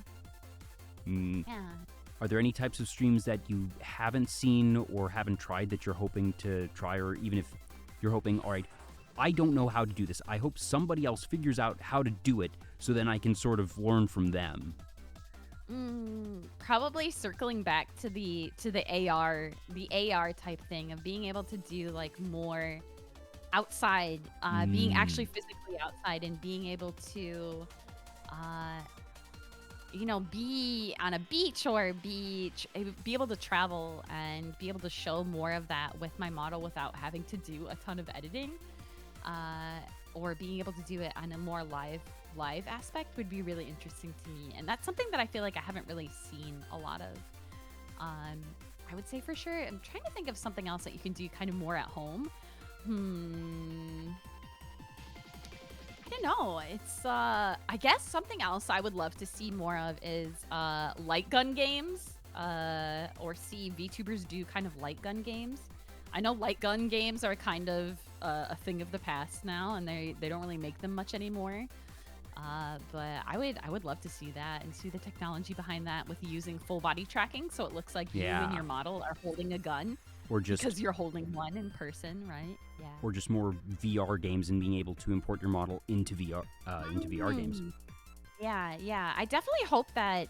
I think VR is still a very, very enthusiast level, and I hope that it becomes a little bit more consumer friendly so that there are more games.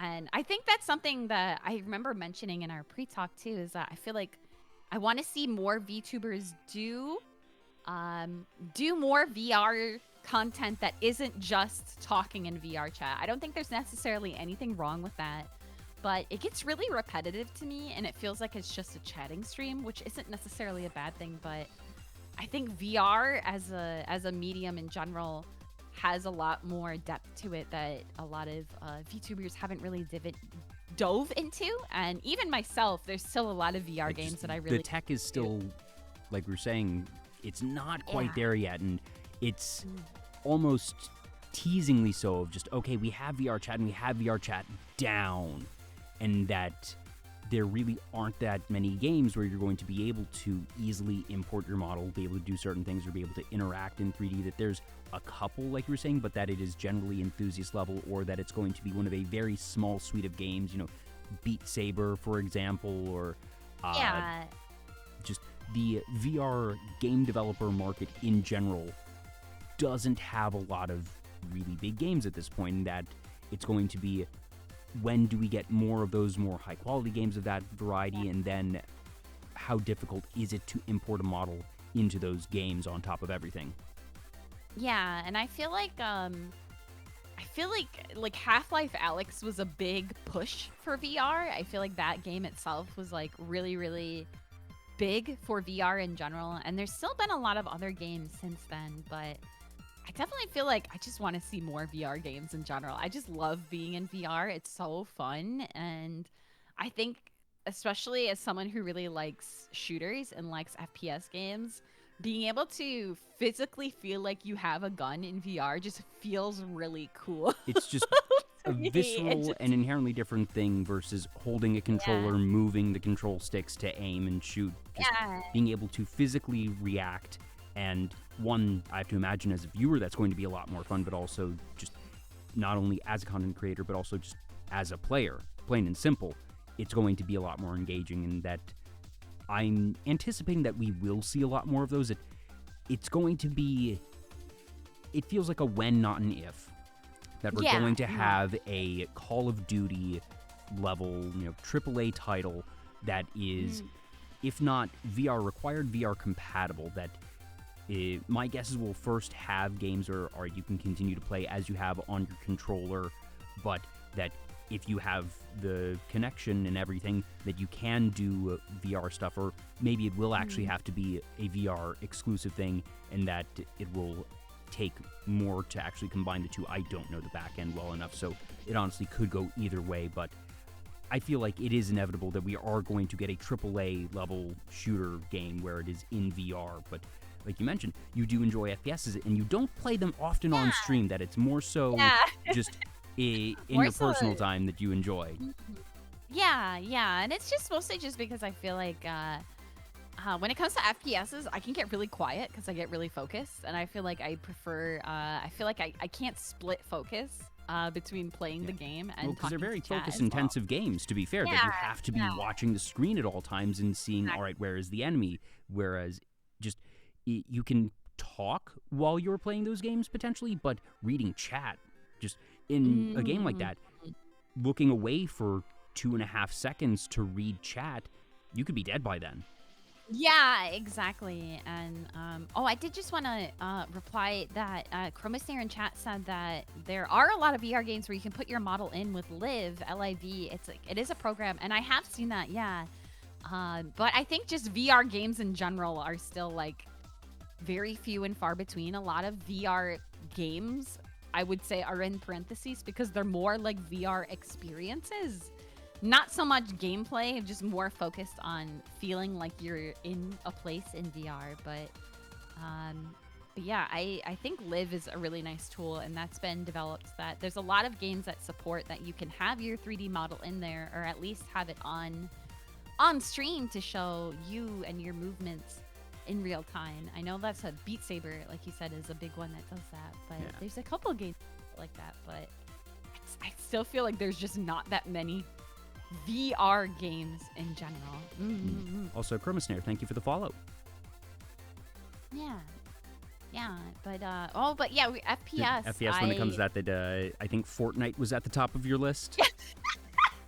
I'm Yeah, outing her it's- live on Vtuber Talk. okay. She's a Fortnite gamer. I can hit you with actually, Fortnite isn't an FPS. It's a third-person shooter because FPS is first-person shooter. You know. She's not wrong.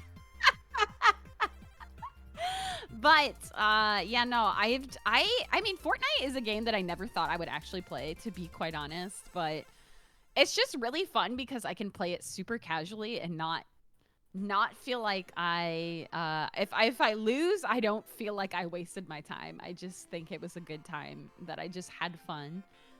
It's definitely a game that feels I can be casual with it, and it definitely feels like it is for kids. It is a bit of a fever dream of a game at times, but it's just also really, really, really fun to play with other people, and it's a good game to just kind of pick up and play and just be like, hey, hop on Fortnite. Even if it is a meme at this point, it's a meme because it really has done a lot of incredible things. That yes, you can actually have, Sasuke Uchiha versus Master Chief versus John Cena versus Thanos, and props to their licensing team for being able to do that. Just obviously nowadays it's probably more brands approaching them than them approaching brands, but the licensing team in the early days of Fortnite had to be going out and making some pretty aggressive pitches, trying to get in those first couple of collaborations, and that now it has spiraled into this huge crazy thing. But also, going back to some of the things we've been talking about, they've had live concerts in Fortnite, and by live, my guess is they were probably recorded concerts, but still that they have facilitated these mass viewings in a 3D space, not with VR perhaps, but that they have had concerts and events in their game, and that's something in general that I find super fascinating, and that I can only imagine the type of planning that goes into that, and I hope we see that in more games, but I have to imagine it's a lot of work. Yeah, and it's like, I mean, I've been to, I don't think I've ever been to a Fortnite concert, but even the concerts that do happen in like VR chat, I can imagine like just knowing the events that I've participated in VR chat from my own end, and knowing the handful of people that I know that do kind of event planning, it's just like it's a lot of work. I mean, because it's basically developing a whole entire game almost, but instead of being a game, it's just an event, right? It's a one-off event. So, but you still have to do all of the assets. You have to do all the modeling. You have to have coders. You have to have, developers. You have to have everything to work together, unified in this program or in this game. And then you need to make sure that all of the normal game stuff doesn't break all of the new stuff. Yeah, exactly.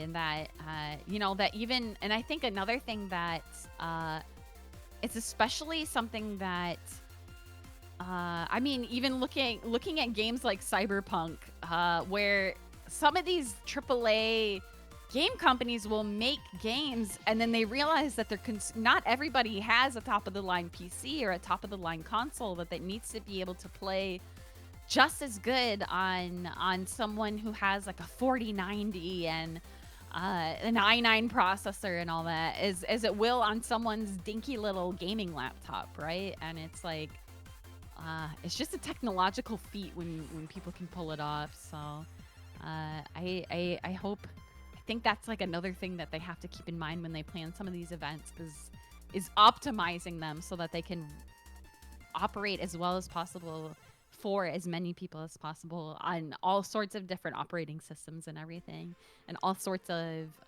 different specifications for PCs. Yeah. So when you play Fortnite, do you have any either favorite characters or just favorite strategies or builds? I think the only one I use what I refer to as bootleg Tenchi, because it's a girl with blue hair who has like a white jacket that has a hood on it, and I don't know, she just kind of gives me the same energy that my live 2D model has. But strategies, I think, I don't know, have fun. I have definitely like my preferences, but because it's a game, because it's live service, they're always changing the meta around, and they're always changing things around and taking items in and out of the game, changing the maps. Like even now, they just released the new patch just today, so everything just changed, and I haven't played it. So even the way I played yesterday is going to be completely different, and I think that is why it's so fun, because everything is changing all the time. And I mean, that's why I even play it to begin with, is that I used to have no interest in it because there was all of the fort aspect, that you had to do all of the building and like resource management, and that just was lame to me. It did not feel fun. It did not feel intuitive to me. But now that that's not in it anymore, that it's like the no build mode, or as I like to call it, destruction mode,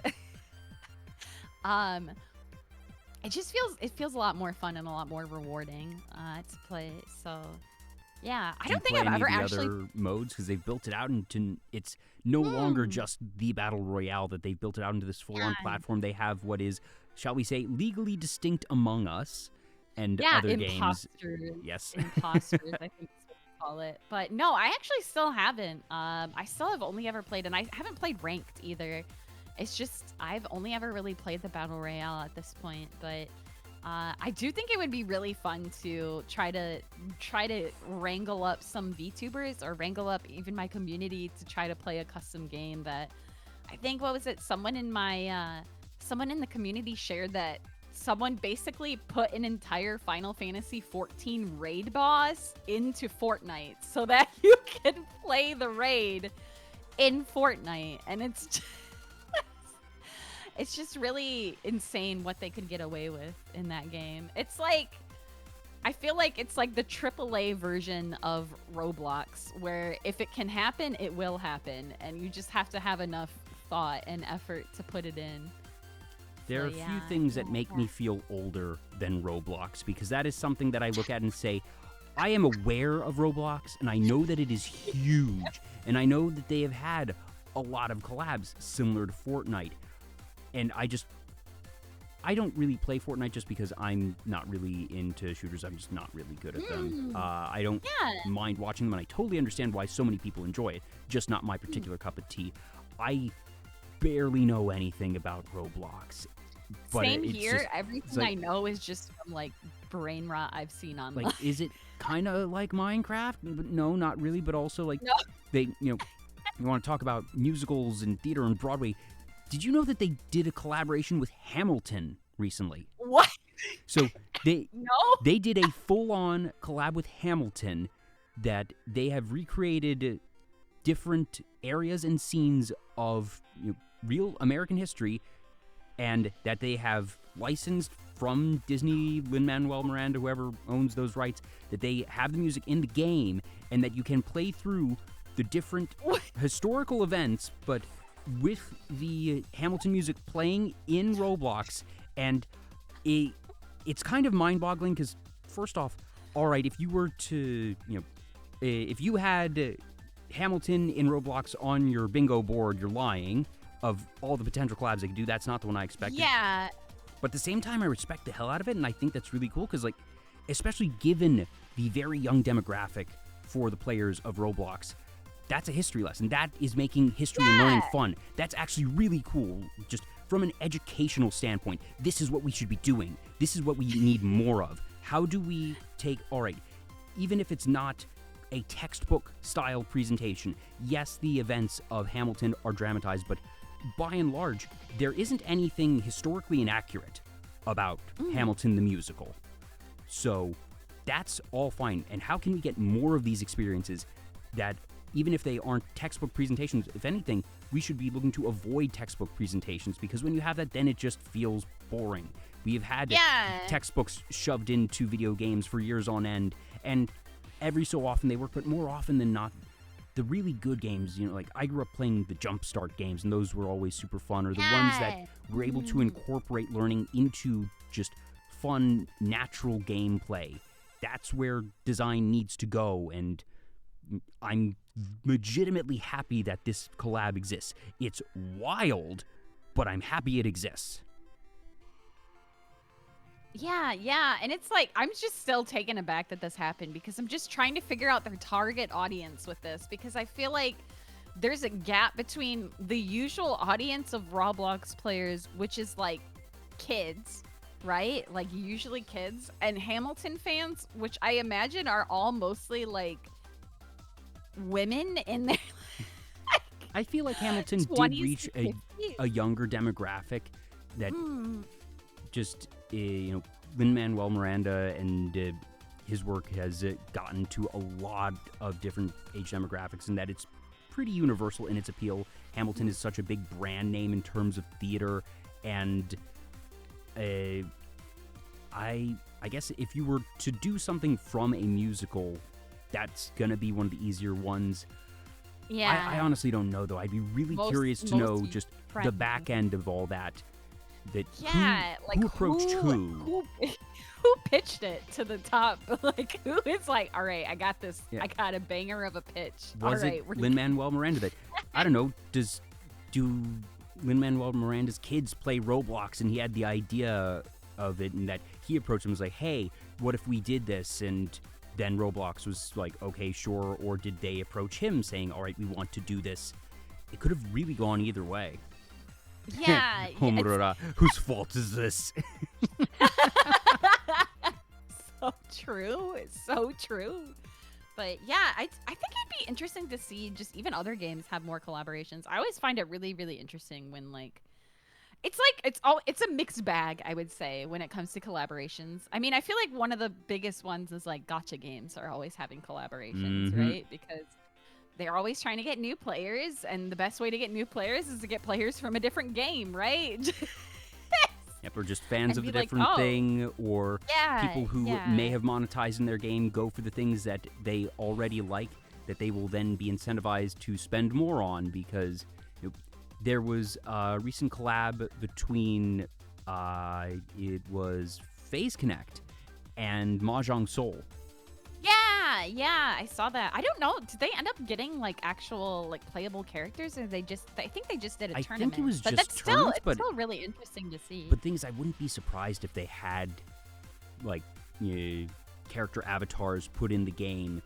Given, I'm guessing it was a successful event. It seems to have been, and that this could potentially lead to that happening. And Hololive has appeared in a couple of different gacha games already, and I expect this to continue happening.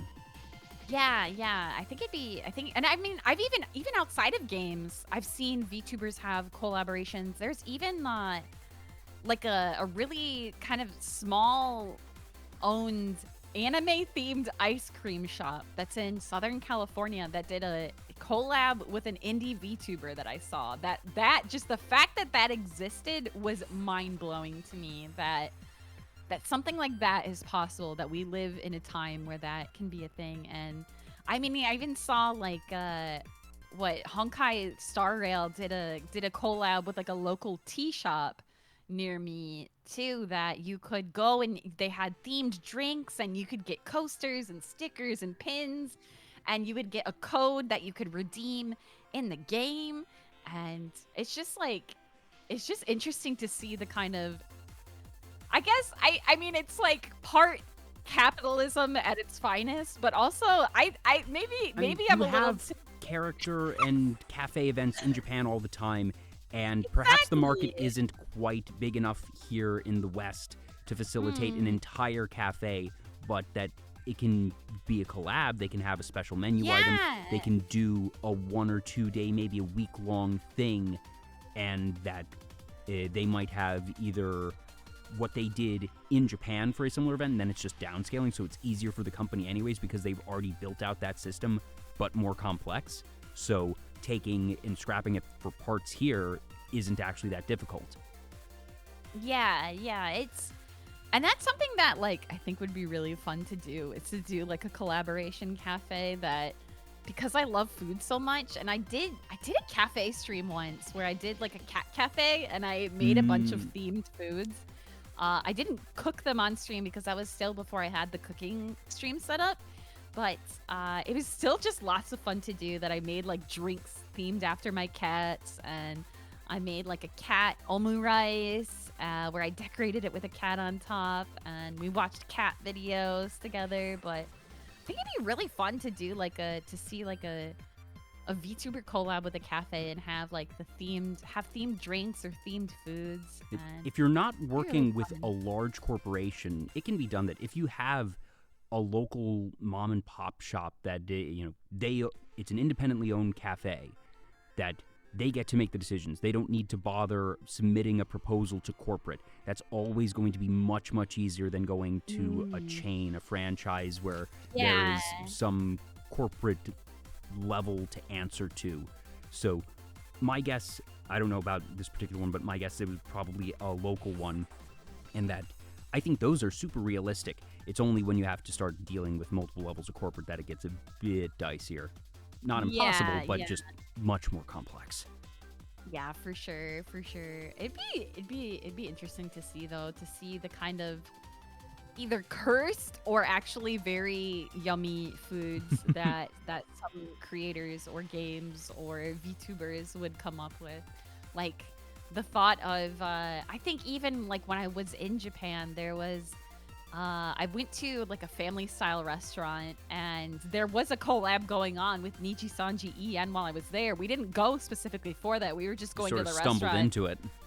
Yeah, and it was like really interesting to see the kind of themed foods they had, and me being like, this doesn't sound good at all, but knowing that someone still probably ordered it because that's their favorite character, right? Like That's how these work. Just the brand, the characters will absolutely sell things, and especially when it comes to like idol culture in particular, that you want to support your Oshi and that you're gonna order for whatever the heck thing is aligned to their name to show your support, even if that's not the meal you were going to order anyways. But then on the other end, there's going to be a non-zero number of people who are like, well, wait, this just sounds like a dish that I already like, that I was going to order curry today anyways, and now the Niji Sanji character curry was already on the menu. And I don't know, that blueberry drink sounds nice, so let's go with that. I'm going to order it. I've never heard of them before, but now you're aware of it. Now it's in your head, and that's marketing. And of course, the fact that you get collectible goods, that you can get a free toaster or a free limited sticker is it's always an incentive too. I'm gonna look forward to the Tenchi Big Mac meal. We're gonna have you get your own bonus Taro cat plush, you know, that if you buy 10 of the Tenchi Big Macs, you can get your own Taro. Yeah. No, I'm just kidding. I mean, that works so well. Just you have to buy the 10 Tenchi things, so. Yeah, exactly. Goodness, I feel like we could talk all night, but I know, like I said at the top of the show, you are a very, very busy Tenchi. You have a lot of different things going on. Yeah. So, we'll start to wrap things up. I do have a couple questions that I asked all my guests. It's the very few things on VTuber Talk that are consistent and pseudo-scripted, and we've already gone over these in a way, but to put a bow on things, the first is, do you have any goals remaining for 2023? Obviously, you've just checked a big one off your list with the birthday concert. Is there anything else that you're hoping to accomplish before the end of the year, whether that be another big event like a concert, or you want to try a new type of stream, a new dish, anything that you're hoping to do in the next, what is now going to be about 4 months as we prepare to enter September? Yeah, I think now that I'm kind of coming to a close, maybe just trying to do more off collabs actually with friends that I've been lucky enough to make a lot of new friends through VTubing that I feel like I've connected with more and way closer with than I have with some of the other friends that I've had in the past. That being able to do off collabs I think is really, really fun. That it's not really a big thing, but being able to just be in the same room with your collab partner and be able to share that kind of energy and be able to riff off each other in real similar time. To just performing for an audience, being able to be in the same space with the person that you are working with. That's huge. Yeah. And I think another goal is actually to do music game collabs. I realized we didn't really talk about it at all, but I do have a lot of passion for arcade music games. That I have a friend who has a Waka cabinet, which is a now dead offline rhythm music game.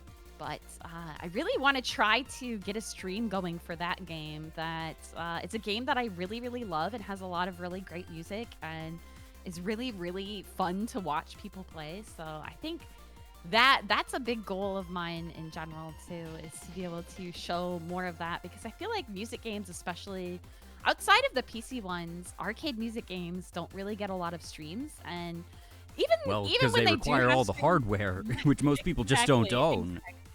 Yeah, and it's definitely not exactly user friendly, and even facecam streamers are going to be pretty rare to have that type of a event or be able to use those, because you just need to buy the cabinet or go to the arcade itself. Or like some sort of controller or something. Yeah, so I think that's like a major goal of mine, and I don't know. I think I did just so much, and so much happened for me and happened in my real life and on my stream in the first half of the year, that I just want to be able to enjoy my goal is to be able to just have a nice time with the rest of my community and work on some other things that I'm trying to work on offline, and I guess just get myself out there and try to do collabs more often. And that's part of the why I agreed to do this, is trying to put myself out there. That I tend to stick to my own little Tenchi hermit hole and don't really do collabs super often, and I don't reach out to people very often.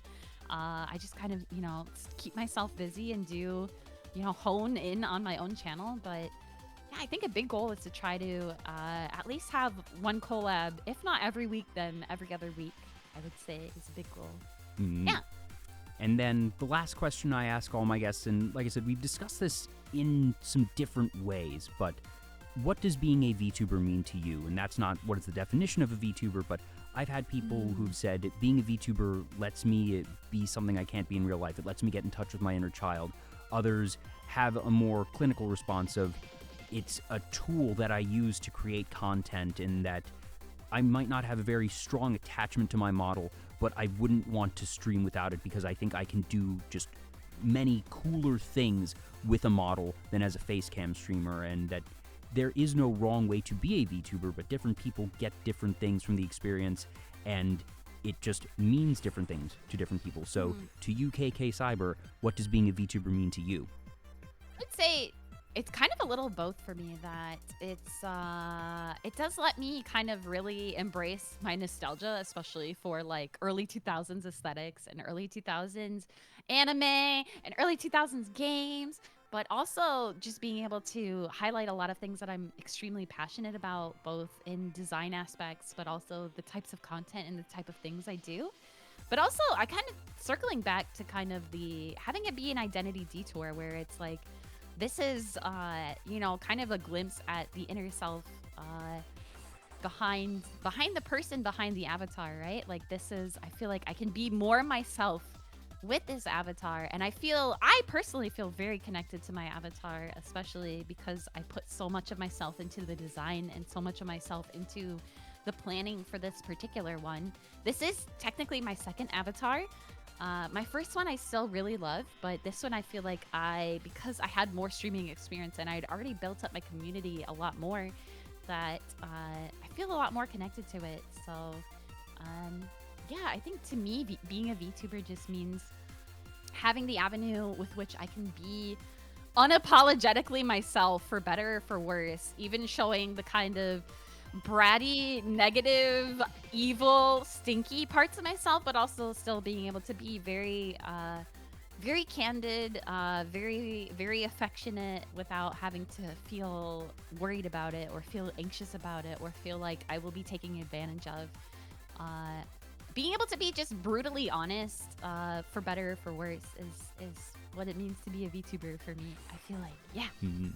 I always ask that question last because just after talking with someone for even a couple of hours, while I never know what the answer will be, I feel the answers always make sense. And we even touched upon some of those points unintentionally along the way, but being able to put a bow on it like that I think everything you said, like I said, it makes sense in that it follows sort of the thread that we have had throughout the evening, just going from the concert, all the different interactions, the cooking streams, and then having the way to interact, sharing the recipes, all the different things we discussed with future VTuber tech that we're looking forward to, events, conventions, and that it all comes together in what you are as KKCYBER, and just, it's been such a delight.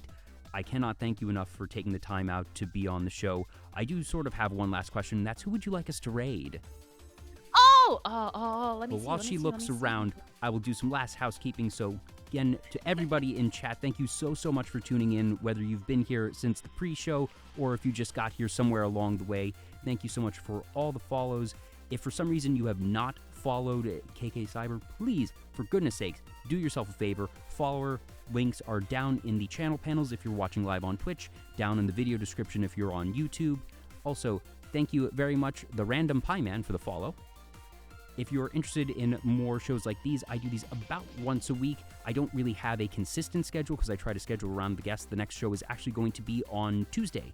And then there's going to be, I think, a Monday show the week after that. It moves around, but if you want to keep up with things on my end, you can follow me here on Twitch or on Twitter. It is just Vtuber Talk in both places. No underscores, no numbers, no fancy anything like that. So hope you all enjoyed. I really appreciate anybody stopping in for any amount of time. Do you have a target for us? Yeah, I linked you in Discord. I thought it'd be fun to raid this VTuber that I have just met more recently, named Save Him, like spelled Hymn, like him, like a song. Mm-hmm. Yeah, they have really good taste, and they were nice enough to give me a really nice birthday message, and they just recently debuted, so I thought it'd be fun to send ourselves over there. Yeah. I haven't had a chance to raid them yet, so. Well, here we go. Yeah. So everybody in chat, do be sure to send some messages to Save Him and let them know that KK sent you. Again, thank you all so much for being here this evening. Really appreciate you all. Appreciate you as well, KK. This has been Vtuber Talk, episode 120, actually. Congrats on the big 120 here. So, hope you had a good time. For everybody in chat, you as well, KK. Have a great rest of your evening, and I will see you all next time. Thank you so much. Bye.